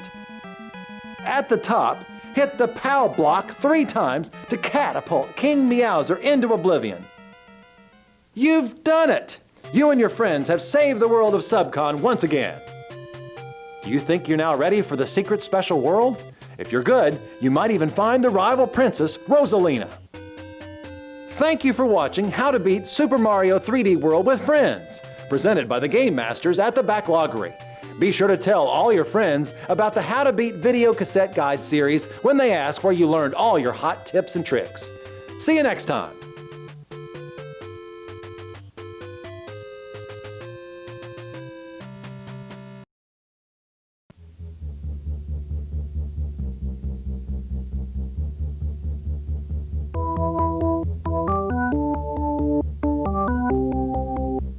How to Beat Strider 3, Hints and Tricks from the Game Masters at the Backloggery. The Grandmaster has risen again and sent Strider back in time to the era of Strider 1. Only with your help can Strider return to his future and defeat the Grandmaster once and for all. We can't show you everything in this videotape, but we can guide you with hints and tips. Are you ready? Let's begin. You land at the outside of the city. The laser sword is your primary weapon and will make short work of these foot soldiers. Pressing the start button on your controller will show you how far you've progressed into Kaza City. and how many items there are to collect in each area. Try to find each health and special bonus to make your Strider more powerful. Keep an eye out for these floating pods. They contain life energy and can save you in a pinch. Defeating this laser cannon will yield the slide assault technique. You'll be able to slide through vents by pressing down and the jump button at the same time. These computer terminals will restore your health and record your progress. If you're defeated by the Grandmaster's henchmen, you will return to life at the last terminal you encountered. The Grandmaster's elite guard will be Strider's first true foe. Cartwheel over his attacks and slash him from behind. Keep an eye on your power level here. Once the gauge is completely filled, Strider will turn into Super Strider, doing much more damage. In the next room, Strider will get the Charge Cipher technique. This will allow you to attack further distances, but be careful. You will be vulnerable while saving up energy. The Charge Cipher technique also works to power these generators. Once activated, they will unlock nearby doors. Ouroboros will be the first super fiend you have to defeat. Get ready, there will be several stages to this fight. Climb up Ouroboros' back while avoiding the electric blast. These blue cylinders are Ouroboros' weak points. Slash them. When you are blown to the back of the tail, run toward the head again while destroying the hoverbots. On your final assault, dodge the missiles by cartwheeling and sliding. The rooftops will lead you to this building with the heavy trooper. Defeat him to learn the downward slash technique. A glowing red floor means that you can break through it with your newest technique. At the bottom of the train station, you will fight the north wind, Pei-Poo. Use your vertical and downward slash technique to break her guard and open her to attacks. Pei-Poo was guarding the robot hawk spell. Use this spell to return to the rooftops.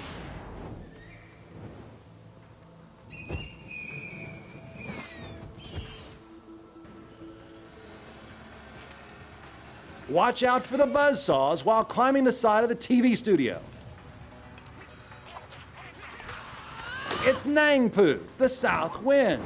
Defeat her using the same strategy as her sister. Eventually, Pei-Poo will join the fight, and you will have to deal with both sisters at once. Quick reflexes are key. Strider learns the double jump technique after this battle. The double jump allows you to reach the construction zone. At the top of the construction zone, Solo, the bounty hunter, has laid a trap for Strider. Strider, you have been marked a danger. Solo has several different attacks, so watch closely for what he is about to do. Learning his patterns is key to success here. Use your Charge Cipher to reach Solo when he's using his jetpack. Your prize for defeating Solo is the Cipher Reflect technique. This allows you to return enemy bullets back at them. Your destination is clear. You must open these 3 locks to the Grandmaster's Tower to reach your final battle. The Organic Subject Disposal Test Program will have many different challenges, such as these red-hot crushing devices. Be sure to collect the energy capsules if you get hit.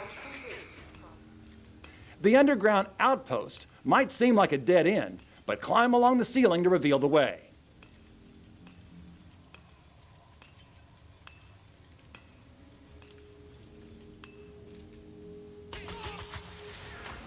Use the Charge Cipher to break the sewer bug shells.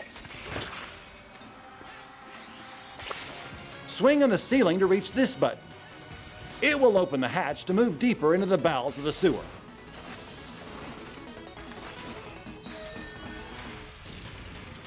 Tongpoo, the East Wind, is the super fiend ruling the sewers. Like the previous fight, the other sisters will join in midway through. This battle will be tough. Use the Eagle spell to damage all 3 at once. You will get option A for defeating all 3 winds. It will open the yellow locks you may have seen on your map. Climb up the vertical conveyor belt quickly to avoid the explosives in the subterranean Bum City. The hobo leader orders Strider to pass a test before he will trust him, defeating this giant centipede. The city has become overrun with enemy zombie carcasses.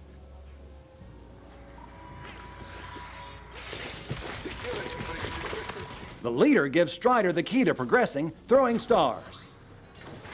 In the magnetic nexus, you have to destroy the anti-gravity probe. Stay inside the purple ring and keep slashing.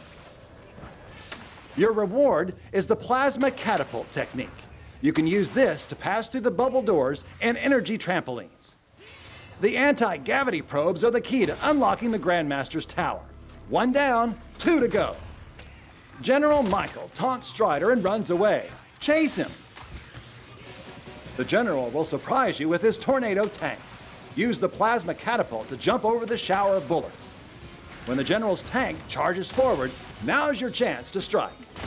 The flame-throwing pods should be dispelled as quickly as they appear. They can cause serious problems if unattended.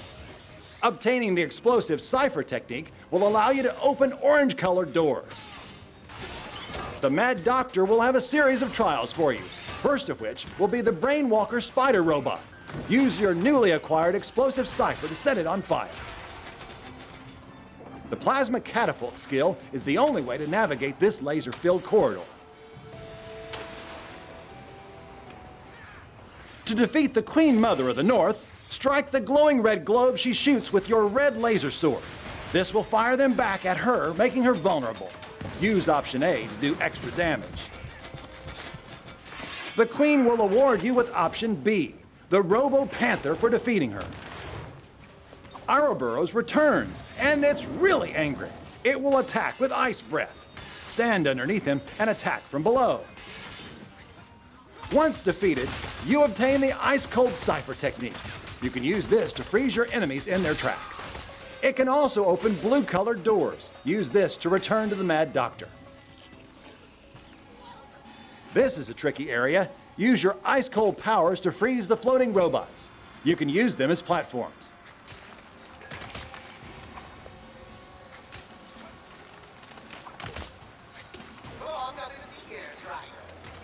The Mad Doctor's laser gauntlet will require precise timing. You'll need quick reflexes to make it to the end. Our game player will show you how it's done.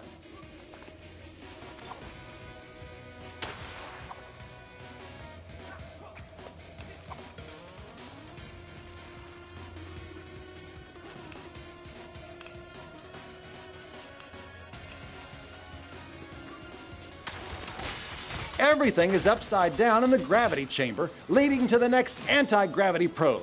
Defeat it the same way you defeated the last one. The mechanical gorilla is the most difficult super fiend in the entire game. Watch his pattern closely and stay off the ground as often as possible. Use your option A attack to do some extra damage when it opens up. Traveling through the underground dump, look for a secret passage down this volcano. The giant centipede is back, but this time it's covered in molten lava. Don't let it knock you in. Ouch! Jirong is the Grandmaster's right-hand ninja. He uses the power of water to attack. Dodge the waves and slash. Again, use option A for extra damage. Remember the magnetic cipher from Strider 2?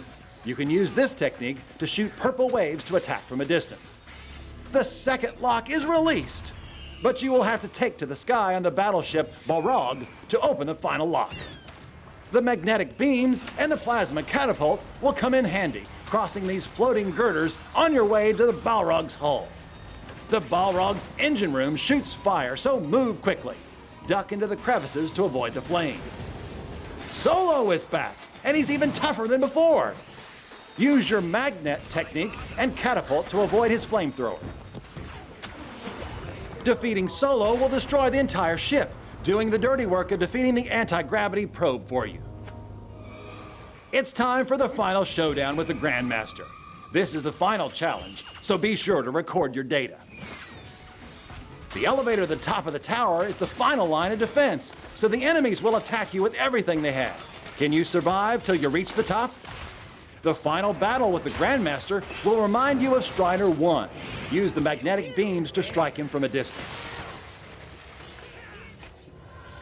You've done it! Wait! It seems as though he has another trick up his sleeve.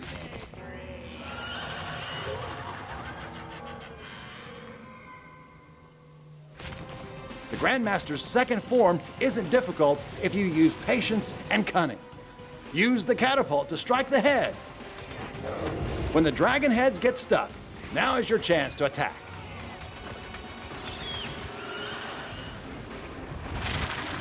You've done it! Enjoy the ending to your adventure. Get the tricks you want to know in each episode of How to Beat. Our game-playing experts choose the hints and tips for the hottest games around. Check them out today.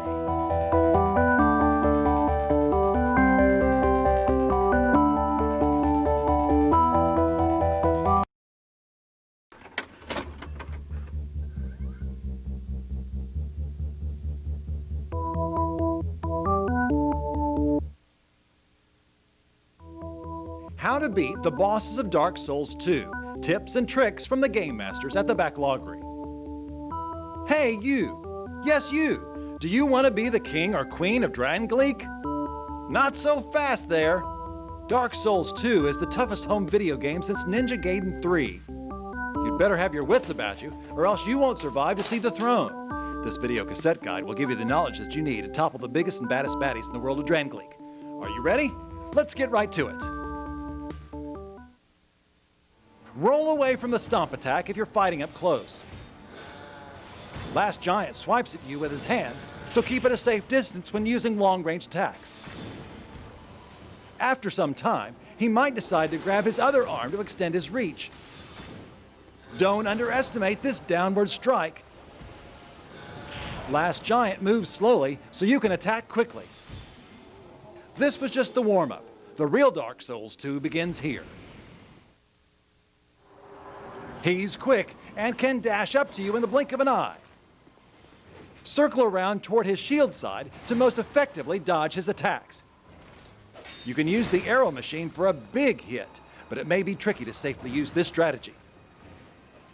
A second or third player will help a lot in this fight for keeping Purser distracted and unfocused.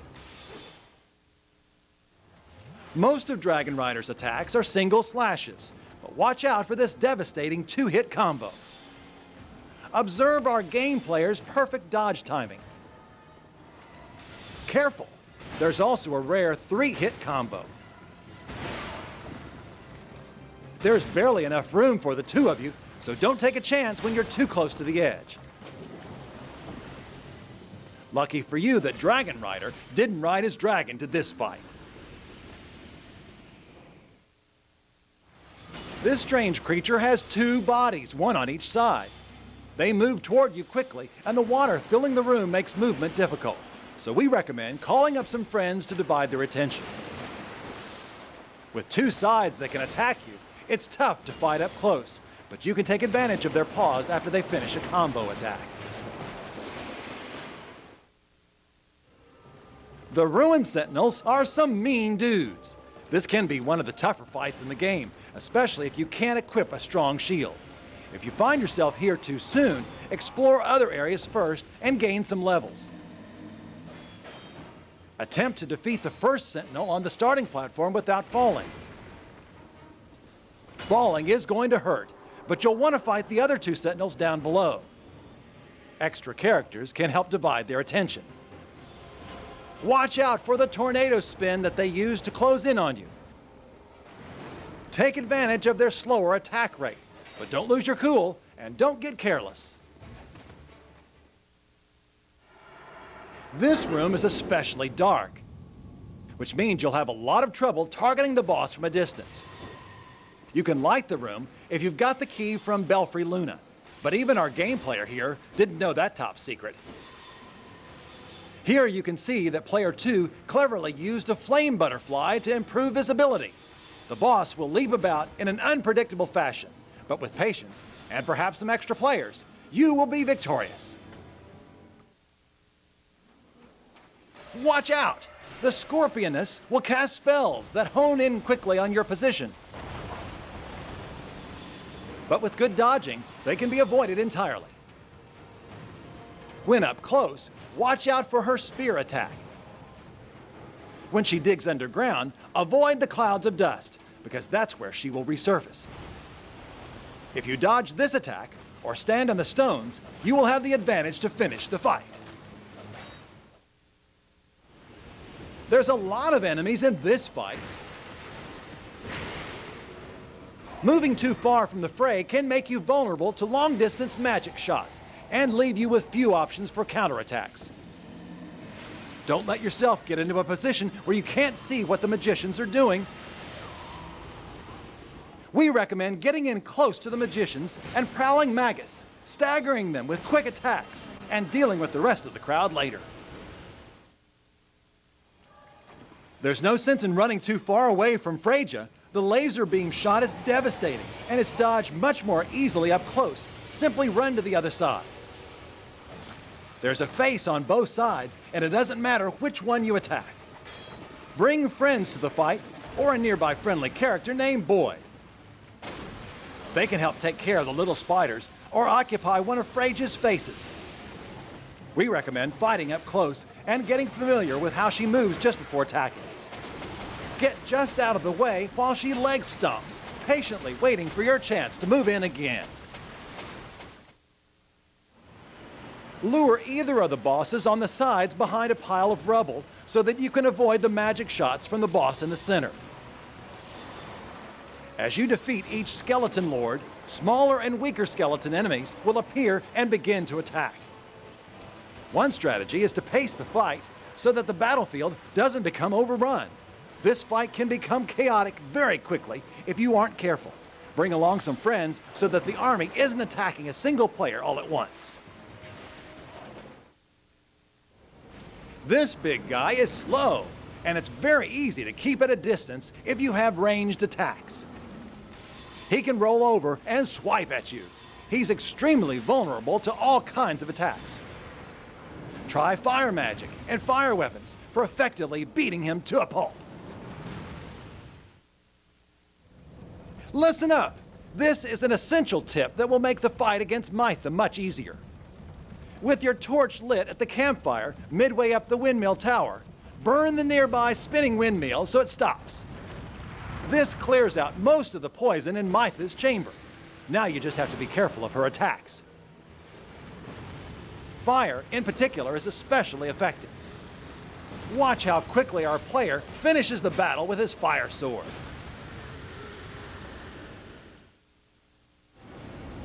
Smelter's steely defenses can cause this fight to take some time. You'll often find yourself dealing less damage than expected when he is setting his sword on fire. Our game player didn't have the most effective weapons or spells for this fight. Smelter can be avoided as you move through Magma Mansion, but defeating Smelter does allow you to rest at the campfire midway through this dangerous level. Before challenging the old Iron King, climb this well-hidden ladder to discover a super secret campfire. But you may not need it with our tips for this battle. Don't let yourself get smashed by his pounding fists, but take advantage of his paws to attack or drink a healing potion. When he spits fire, quickly dash to the other side of the platform. He can even shoot fire from his hands. Observe how much damage can be caused by a well-timed Soul Vortex spell.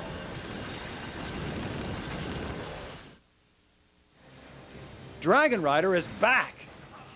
And this time he's brought a friend. Not a problem if you brought along some friends of your own. The room is larger than the one you fought him in before, and your attacks are also a lot stronger now. Don't get cocky, but Dragon Rider should have brought his dragon to the fight instead.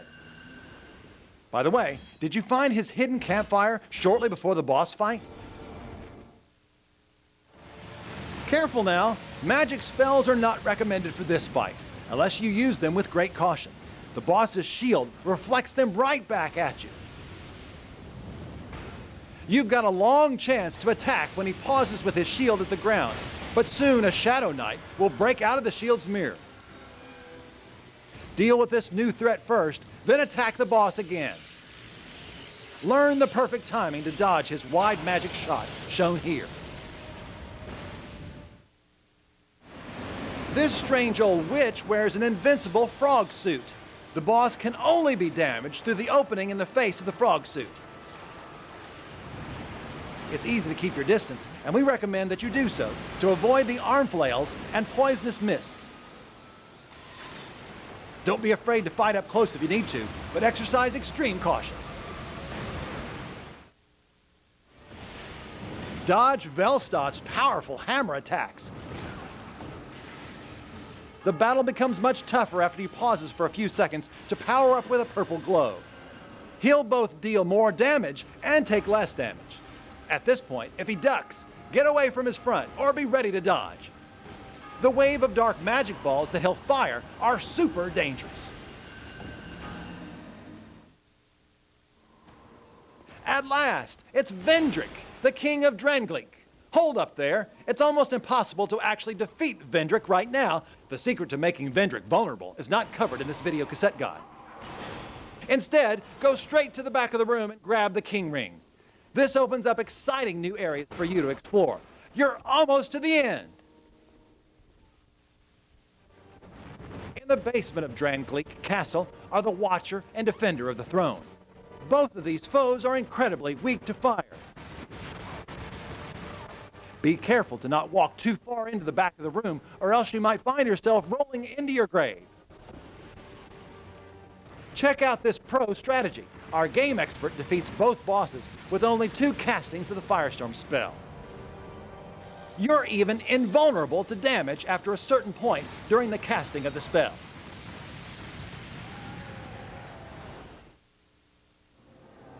At last, you finally get to meet Dragon Rider's dragon, and now he's hungry for revenge. Don't target Guardian Dragon when you're in a phase of avoiding his flame attacks. You'll be able to run away from the flames much more easily. Attack when Guardian Dragon is on the ground. Stand to his side or back if possible.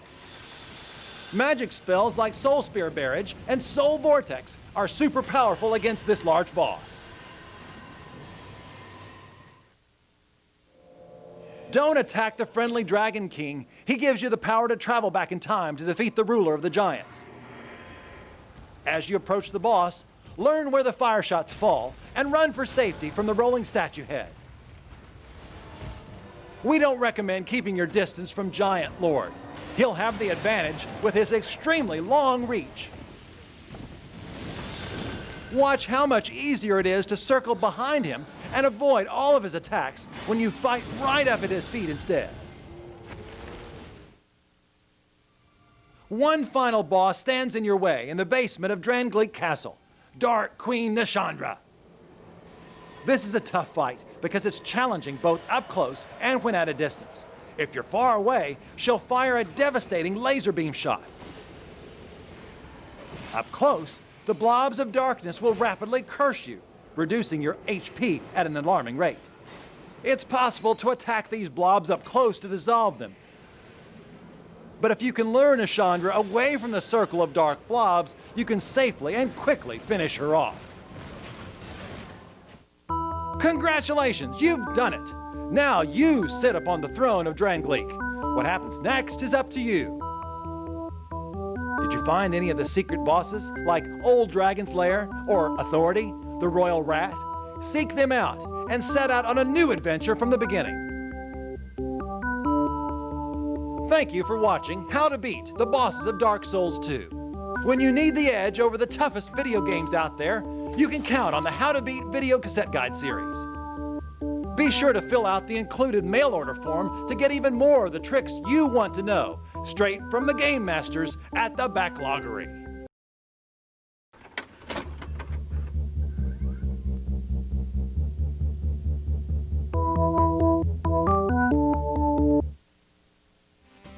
How to Beat Shovel Knight, tips and tricks from the game masters at the Backloggery.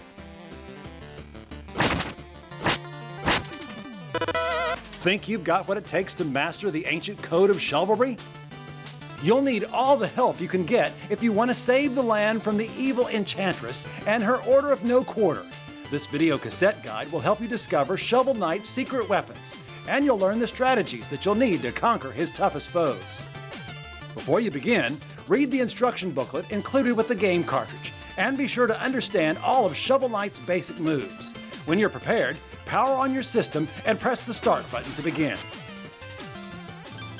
Shovel Knight supports battery-backed saves. Choose the adventure profile you wish to use and register your name, up to 9 letters long. Throughout the game, always keep an eye out for out-of-place blocks in the walls. Destroying these walls will reveal secret rooms and shortcuts that the Order of No Quarter tried to hide from Shovel Knight. It's Black Knight, Shovel Knight's arch-rival. You've come too far to lose now. Concentrate on dodging his series of 4 shovel drops. He's very quick to use a shovel slash from the front, so keep your distance and use shovel drop on him from above. There are many friendly characters who can help you in the village. Turn to pages 22 through 25 in the instruction booklet to learn about important characters like Gastrometer, Magicist, Chester, and Topal Acolyte. Did you buy the fishing rod in the village? If you have enough magic points, cast your fishing rod to pull up something valuable out of any sparkling pits. Line up Shovel Knight with his outline to reveal a secret passageway. Inside this blue chest is that wily salesman, Chester.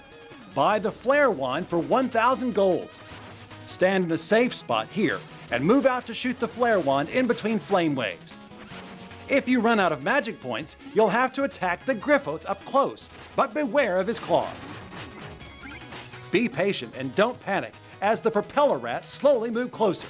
They're small targets to destroy, so don't underestimate them. King Knight will do 2 quick leaps toward you.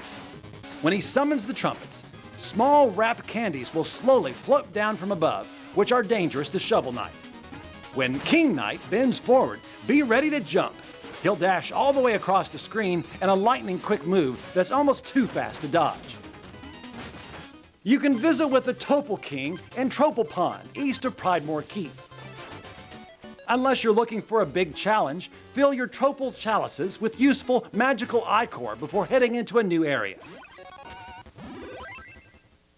You can shovel bounce off the tops of tombstones like these, but sometimes spooks will come out to haunt you. Beware! In this scene, skeletons on a pull-up bar pull down when 2 characters are on a platform, and pull up when there's only 1. In this dark area, you must shovel the crown skull from 1 pull-up platform to 1 on the left. Here's what the room looks like on a lightning freeze frame. Think you can memorize it? To proceed in the level, fall into the pit in the middle. To find a secret, head left here. Chester will sell you the Phase Locket, which is useful in the bonus area that you can play after finishing the Lick Yard. Spectre Knight throws his scythe around the room. It's very large, but there are safe spots in the corners and on the platforms. He'll pull some dirty tricks later in the fight, like summoning weak bone clangs and turning the whole area dark. Be ready to move fast. Plague Knight's oversized Bunsen burners light up quickly once you stand on them. Plague rats are tricky critters. They'll jump at you when they see you, so try to dispatch them from above.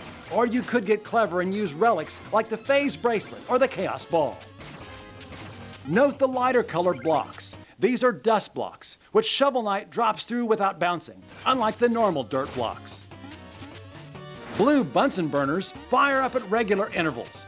If you're not feeling confident with your timing, try using the Phase Charm to pass through more easily.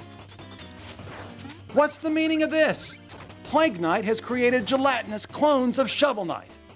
These mockeries do an admirable job, but they just can't keep up with the real Shovel Knight's moves.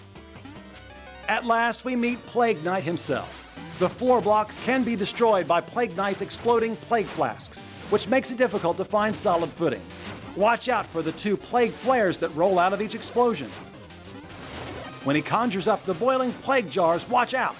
The next explosion could trigger a reaction that destroys most of the floor. Try using a magic weapon like the Chaos Orb, which works very well on uneven flooring. When underwater, Shovel Knight can jump very high. Hold the A button for a longer jump, but be careful not to jump into any ceiling spikes. Sometimes it's unsafe to use a shovel bounce down here. Invis-eels show up when you least expect them. If one starts to appear, get out of its way, then attack. Time to do business with our good friend Chester. Wait, this isn't Chester. It's a giant abyss fish. Don't fight, just run. Now the weak point is open. Don't try to shovel bounce off her back because that won't work. Attack with regular shovel slashes. Oh, it turns out Chester was there all along. If you can afford it, buy his newest magical relic, Throwing Anchor. It's Treasure Knight, the big boss of the Iron Whale himself. When he aims his anchor cannon, get ready to jump. He does short but quick dashes back and forth, so don't stand near him on the ground. If you mostly stay up in the air above him, performing shovel drop as you attack, you shouldn't have much to worry about in this fight. Mole Knight has burrowed himself deep within the Lost City. Let's dig in. If you picked up the silver Dynamo armor in Armor Outpost, you'll have a much easier time fighting those pesky gold armors. Dynamo armor gives you a charge slash to use anytime after you perform 2 shovel bounces. Simply bounce off a gold armor shield, then quickly slash his front. These are boom blocks. Be careful which one you start the explosion with, and be careful how you fight around them. Shovel drops are not recommended. The cooled lava has become green and bouncy. Use this to reach high places. Over here is where you'll find Chester. Today, he's selling dust knuckles. Shovel the green blobs onto the lava to cool it and make it bouncy. Be quick! The effect only lasts for a few seconds. Watch out, Shovel Knight! This part is tricky because you'll have to use shovel drop to break through the hard blocks, then perform a regular shovel slash to cancel the drop before you hit the boom blocks below. Mole Knight begins the battle by blasting himself from wall to wall several times. This is a great opportunity to get in some extra hits. When the mounds of dirt come up, look carefully for Mole Knight's helmet peeking through and dig him up. He then explodes and becomes temporarily invincible while flames shower around the room. Viklings will slowly throw spears at you and hop away when you approach. They're also immune to shovel drop, so attack them with ranged relics from a distance. Fluffy snow deposits will fall onto the spikes when you touch them, giving you a soft and safe covering to walk on. This strange frozen statue spews out temporary rainbow bridges for Shovel Knight to walk on. Chester is hiding out in Polar Knight's lair, just behind this wall to the left. Air dragons can't be destroyed by shovel drop, but you'll see here just how useful they can be for helping Shovel Knight get about. Other times, they're a major ice pick in Shovel Knight's side, and you can defeat them by attacking their bloated throat from the front. Polar Knight attacks ruthlessly, and you'll have a tough time jumping over all of his snowballs. A relic like the Throwing Anchor may help here. When he leaps into the air, get moving. He'll crash down on Shovel Knight's position and then begin shoveling up snow to reveal the spikes below. Polar Knight is invincible against spikes, but sometimes he'll have snow sickles come crashing down from above, which will temporarily provide new platforms for Shovel Knight. Tinker Knight's Tinker Rats are a lot like Plague Knight's Plague Rats, but they dive low at you instead and take 2 hits to destroy. Up here and behind the wall to the left, you'll find Chester, who's selling the mobile gear. Tinker Knight is shorter than you imagine. He runs about throwing small wrenches, but sometimes he panics and throws a bunch of them at once. Was that really it? Hopefully you saved your magic, because Tinker Knight has a second form. Jump on the larger missiles near the bottom of the screen, and don't hesitate when you boldly leap over this missile at the top, or else you'll miss your chance. Get into a groove of shovel dropping on Tinker Knight's head, in between the missile volleys that fire from his shoulder. If you do fall, use Throwing Anchor to damage him from below. It's very windy outside, which means you'll have a tough time jumping against the wind. And beware, it is not safe to fish out here. Shovel Knight walks behind the dark blue walls. Watch this. If the puff of smoke from a cannonball hits the ceiling, then that's where a gap is. Jump over the gap. Don't be touching the ground when the slam ship pounds into the ground. Shovel Knight will be stunned by the earthquake, and then hurt by the bombs. After you climb this ladder, fall back down to get past the fans and into the area to the right. This is where Chester will sell you a wonderful relic called the Propeller Dagger. Now the wind is really wild. If you don't time things right, you'll get impaled in the ceiling. Ride the wind without jumping from the lower platform, and then quickly jump into the gap while you still have the chance. The gyroscopic jester, Propeller Knight, uses a fencing style of sword fighting. He's super dangerous, performing quick jabs back and forth, and even launching Shovel Knight into the air. After he calls in his Doom Ship, watch out for when the giant cannonballs destroy 2 sections of the floor, and then fall continuously. At last, it's time to take on the Enchantress at the Tower of Fate. You'll need to use everything you've learned up to this point to clear these challenging stages. Out in the acid rain, where everything is turned black, some platforms are magical illusions. Look very carefully. Raindrops only fall on real platforms. It's the final battle against Black Knight. Now he can block some of your magic shots and can even sprout wings and fly. Watch out for his comet spell, as well as the radioactive dirt he can shovel out of thin air. Avoid these attacks and show Black Knight who the real master of chivalry is. You've reached the top, only to drop in on the Order of No Quarters dinner. This fight is the ultimate test of your chivalry, pitting you against the entire Order of No Quarter, one after the other. Here's a real pro strategy. Save the wall meat that you're awarded after every knight is defeated until you really need it. This gives Shovel Knight a great advantage that he didn't have in these battles the first time around. Don't use Shovel Drop recklessly against the Enchantress. You'll need that floor to stand on. When she casts fire from below the screen, find a gap to stand in before it burns your toes. You can stand in the flames to not fall into the bottomless pit, but they hurt. You've done it! The Enchantress is destroyed and Shield Knight is released. But wait, the evil spirit of the Enchantress has returned for one final battle.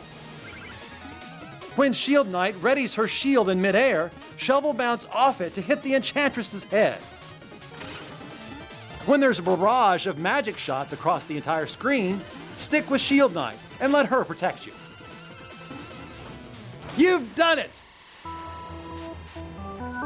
The land of chivalry is saved. Shovel Knight couldn't have done it without you. If you want to be a winner, check out more How to Beat video cassette guides. Accept no substitutes. Get the real scoop on the hottest tips and tricks, straight from the game masters at the Backloggery.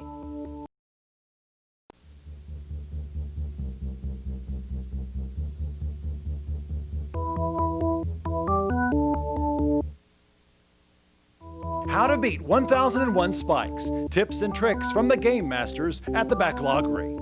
Take control of the brave Abon Hawkins and set out to rescue your father from the depths of the perilous ruins of Ukampa. Armed with only his trusty throwing daggers, this adventure will take every last bit of daring and patience to plunder the riches of Ukampa. Do you have what it takes?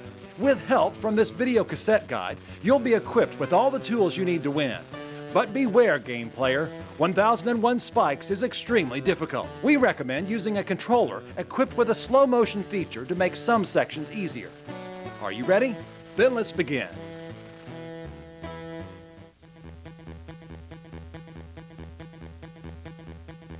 These mice will explain all of Abon's controls. Watch their directions closely and practice these moves as much as you can so you're prepared for the dangers that lay ahead. You begin with 1001 lives. It might seem like a lot, but you'll need every last one to complete this adventure. Your goal in each scene is to first acquire the key and then make it to the exit. Each scene contains one of these glowing blue skulls. Make sure to collect these for an extra turn. Beware, this is much easier said than done. Bonus hint. Collecting several skulls will earn you extra players, such as Commander Video and Sujimoto. This is your first encounter with poison darts. They will be one of the toughest trials you will face on your adventure. Grab this key with precise timing. Pick up the skull before hitting the switch, or else you won't be able to reach it. Remember, daggers are Abon's only weapon. Be sure to use them to defeat these deadly scorpions before they can attack you. When a scorpion turns pink, that means they're really angry and then move at warp speed. Skulls are often hidden inside cracked blocks like these. A quick dagger throw will reveal your prize. To grab the skull on level 1-5, jump between the platforms so they fall separately. Spikes could be hidden at any block, so always be on guard. If you're defeated by one, remember its location for the next attempt. Hit both switches to enter the ruins of Ocampa. You've come too far to turn back now. The real quest begins now. Here's a hot tip. Eagle head statues can be pushed and used to get to out-of-reach areas. Spikes can make it difficult to push this eagle head statue. Watch out. Be mindful of this poison dart hidden in the shadows near the exit. It's very easy to miss. Inch toward the edge of the platform to cause this block to fall. Don't let it hit you. This switch will release the scorpions from their cage. It's better to jump over them than to fight them. Time your jumps in between the poison darts. If you move too quickly, you'll have to start over. You can't make this jump after picking up the skull. Instead, jump back to the platform you started on. You did it! You've got to keep moving if you hope to make it to the exit before the entire room collapses. Watch out for the poison darts. Level 2-5 is the toughest challenge you'll face early on. If your skills aren't up to it yet, you can skip the level and come back at a later time. Early in the scene, you can use your throwing daggers to deflect the poison darts, break the block, and pick up this skull. We highly recommend you use the slow motion feature on your controller if it's available. You can jump on these fire-breathing faces to discover this shortcut. The sixth scene of every area doesn't contain any real challenges. You can pass through these invisiblocks to pick up the skull. Congratulations, you've got your first artifact. Scene 3-1 is called 1001 Spikes. Timing is important here, so wait for your chance. It takes forever. Abon can't reach this block just by jumping. There isn't enough space. Jump on this block and wait for it to crumble instead. These moving platforms follow a set path. Time your fall and bypass the first room of spikes. Oh no! There's spikes inside this floating girder. Use your high jump to stay in the air long enough for them to lower back inside the platform. Grab the key and make your way back to complete the scene. These hopping wampum blocks will crush you in an instant. Pay close attention to their jumping pattern and run for it. Duck to avoid the spinning fan blades. Abon almost lost his hat here. Here's a pro strategy to save some extra seconds after picking up the key. Watch closely.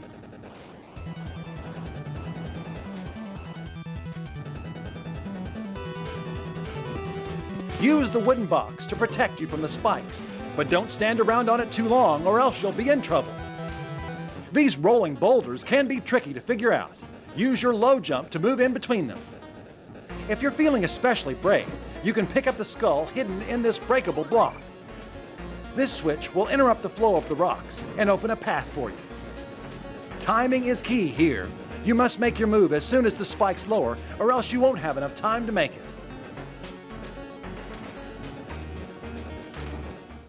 Before collecting your second artifact, look for this hidden passageway to collect the skull. The second artifact, the Key of Peddler, is now yours. You've made it to the fiery depths of Ocampa, adventurer. Things are about to get much more difficult. The flames will spew forth from the lava below. Be careful not to touch it. These switching orbs are something you haven't seen yet. Hitting them with your dagger will reveal invisible platforms. Timing is key here. You must throw your knife during your fall to activate the platform below. Watch out for this hidden poison dart trap that will shoot as soon as you land. At the start of 4-2, if you wait around too long, spikes will get you. Ouch! The only way to survive this trap is to jump on the crumbling blocks in a special order. Watch closely as our game master demonstrates.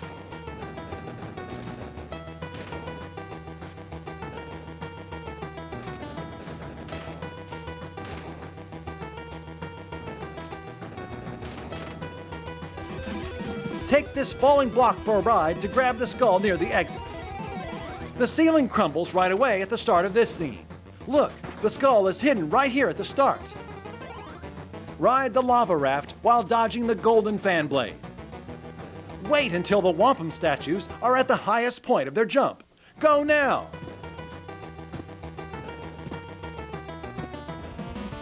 You're not done yet. There's hidden spikes right by the door. You're going to need quick reflexes to block these darts with your daggers. Once again, you must time your run across the spikes.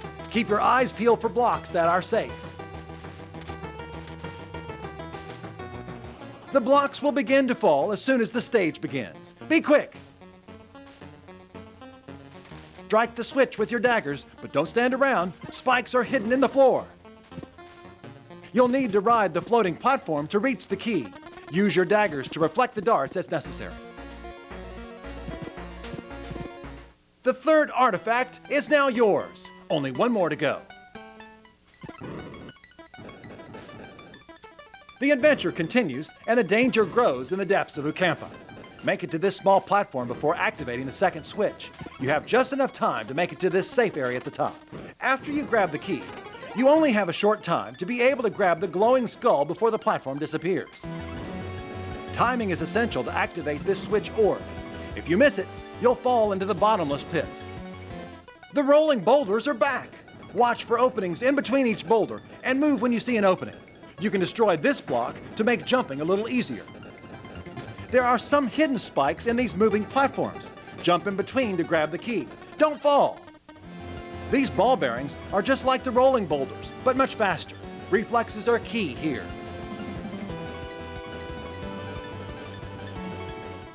This statue will jump in the opposite direction that Iban is facing. Watch this pattern for perfect timing.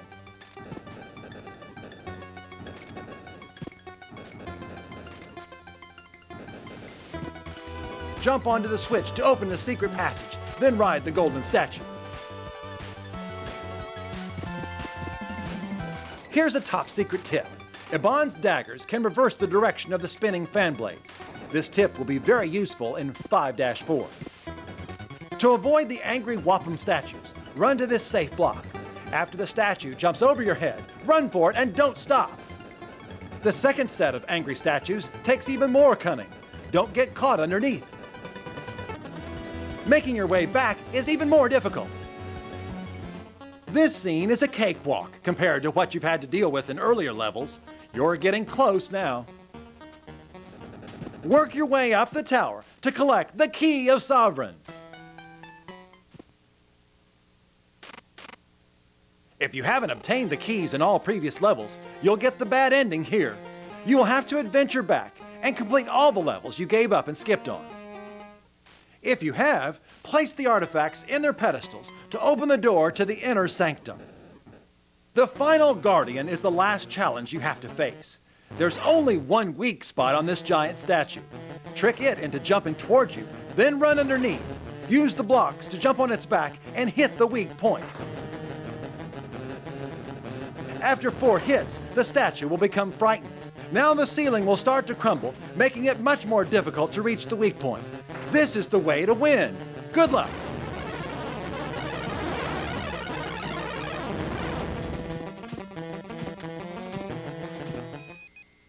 After collecting your riches, the ruins of Ucampa begin to collapse. Run for the exit! What's this? It turns out that your father wasn't in Ucampa after all, but instead has moved to the Antarctic. Iban sets out to rescue him once again. Antarctica will take all the skills you've learned to succeed. You've got nothing to lose and everything to gain. Good luck! Do you like beating your favorite video games? If you answered yes, then you're going to love the brand new Backloggery Pro Hint Hotline. At the push of a button on your telephone, our game masters are standing by to teach you all the best strategies you need to win.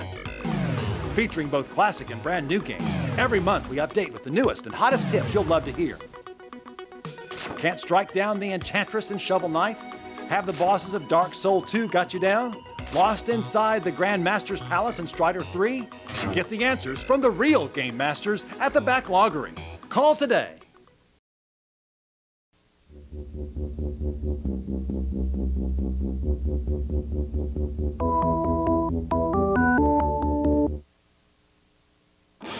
How to beat Hyrule Warriors. Tips and tricks from the game masters at the backlog rack. The Legend of Zelda is really rad, and in Zelda 2, The Adventure of Link, the creatures from Ganon are pretty bad. But are you ready for Zelda's biggest challenge yet? Hyrule Warriors pits you against armies of tens of thousands, and you'll need all the help you can get if you want to stop Ganon, the Prince of Darkness, from ever returning again. Take control of the Swordman Link in this first battle against the minions of evil. After helping the Goron captain in the northwest, grab the bombs, a useful item familiar to players of Zelda's first adventure. Use these to clear the way in the area directly to the south. Make sure that Zelda safely reaches the fairy's fountain in the southeast. Activating the magic circle inside will deal an explosive blow to the enemy army. The giant rhinoceros, Dodongo, has thick skin, and your attacks won't do much damage. If you haven't played The Legend of Zelda, then you might not know that Dodongo dislikes smoke. When he opens his mouth to attack, that's your chance to throw a bomb inside, opening up the weak point. Attack to end this quickly. Fight your way through the lava caves of Eldin. As the battle advances, your allies will deploy a giant robotic explosive rat to clear the way to the exit. Protect it at all costs as it slowly scampers along. Open gates that block its path by claiming outposts as your own. You will need to protect 2 more explosive rats, as well as defeat Wizro, the Twisted Wizard, to safely reach the exit. You'll meet Lana here in Farron Woods. Piranha plants spew a deadly poison, blocking your advance. Head to the southwest corner of the battlefield to find the bow and arrow. With this tool, you can weather the unwanted weeds with a well-placed whack of an arrow. After Wizro sets fire to the big tree, search for the fairy's fountain. You'll find her in the northeast. It's Goma, the super huge crab with a hard shell that repulses any attack. Be patient and dodge its giant laser beam shot. Its eye will then turn blue, fire an arrow, and then attack while it's stunned. Fight toward the top of the ruins to confront Sia, the evil sorceress. Don't let Volga, the Dragon Man, have his way on the battlefield. Dodge his short jumping lunge attack to have a chance to hit his weak point. The only weakness of the vines that block your way is the boomerang. Find this tool in the area just west of the summit. When you reach Sia, there's a change of plans. You'll have to stop Mandala. Seek out Mandala's hands that sprout up around the map.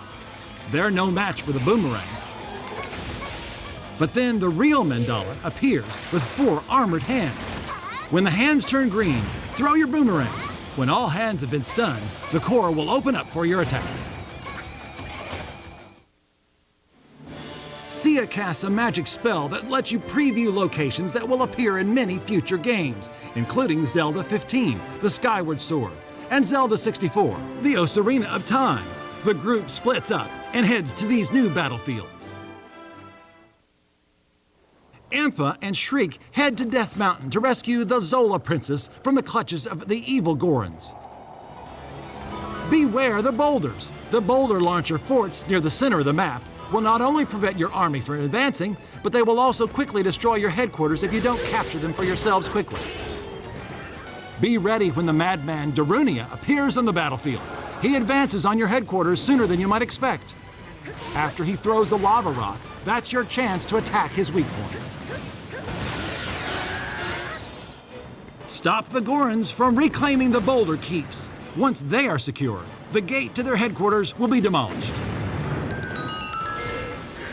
Then head into the chief's chamber and destroy the ghost to drain Darunia's power before defeating him and forcing him to join you. You've finally found Zelda, but it appears that she has turned sides and is helping the enemy. Keep Zola Princess Ruto safe while you take the forts that control floodgates so that they can be opened. Once Ruto is captured in the central chamber, you'll have to take the forts within the water temple to open the floodgates yourself. Zelda is vulnerable after a Triforce attack. Don't miss this opportunity. After defeating Zelda, you discover that it wasn't the real Zelda. It was that wily wizard, Wizro. Surprisingly, it then turns out that Sheik was the real Zelda all along. Zelda now joins the party, but don't worry, you can still play as Sheik. Save the Bug Girl. She's in the southwest corner of the map. Make sure she remains safe as she moves about and unlocks enemy gates.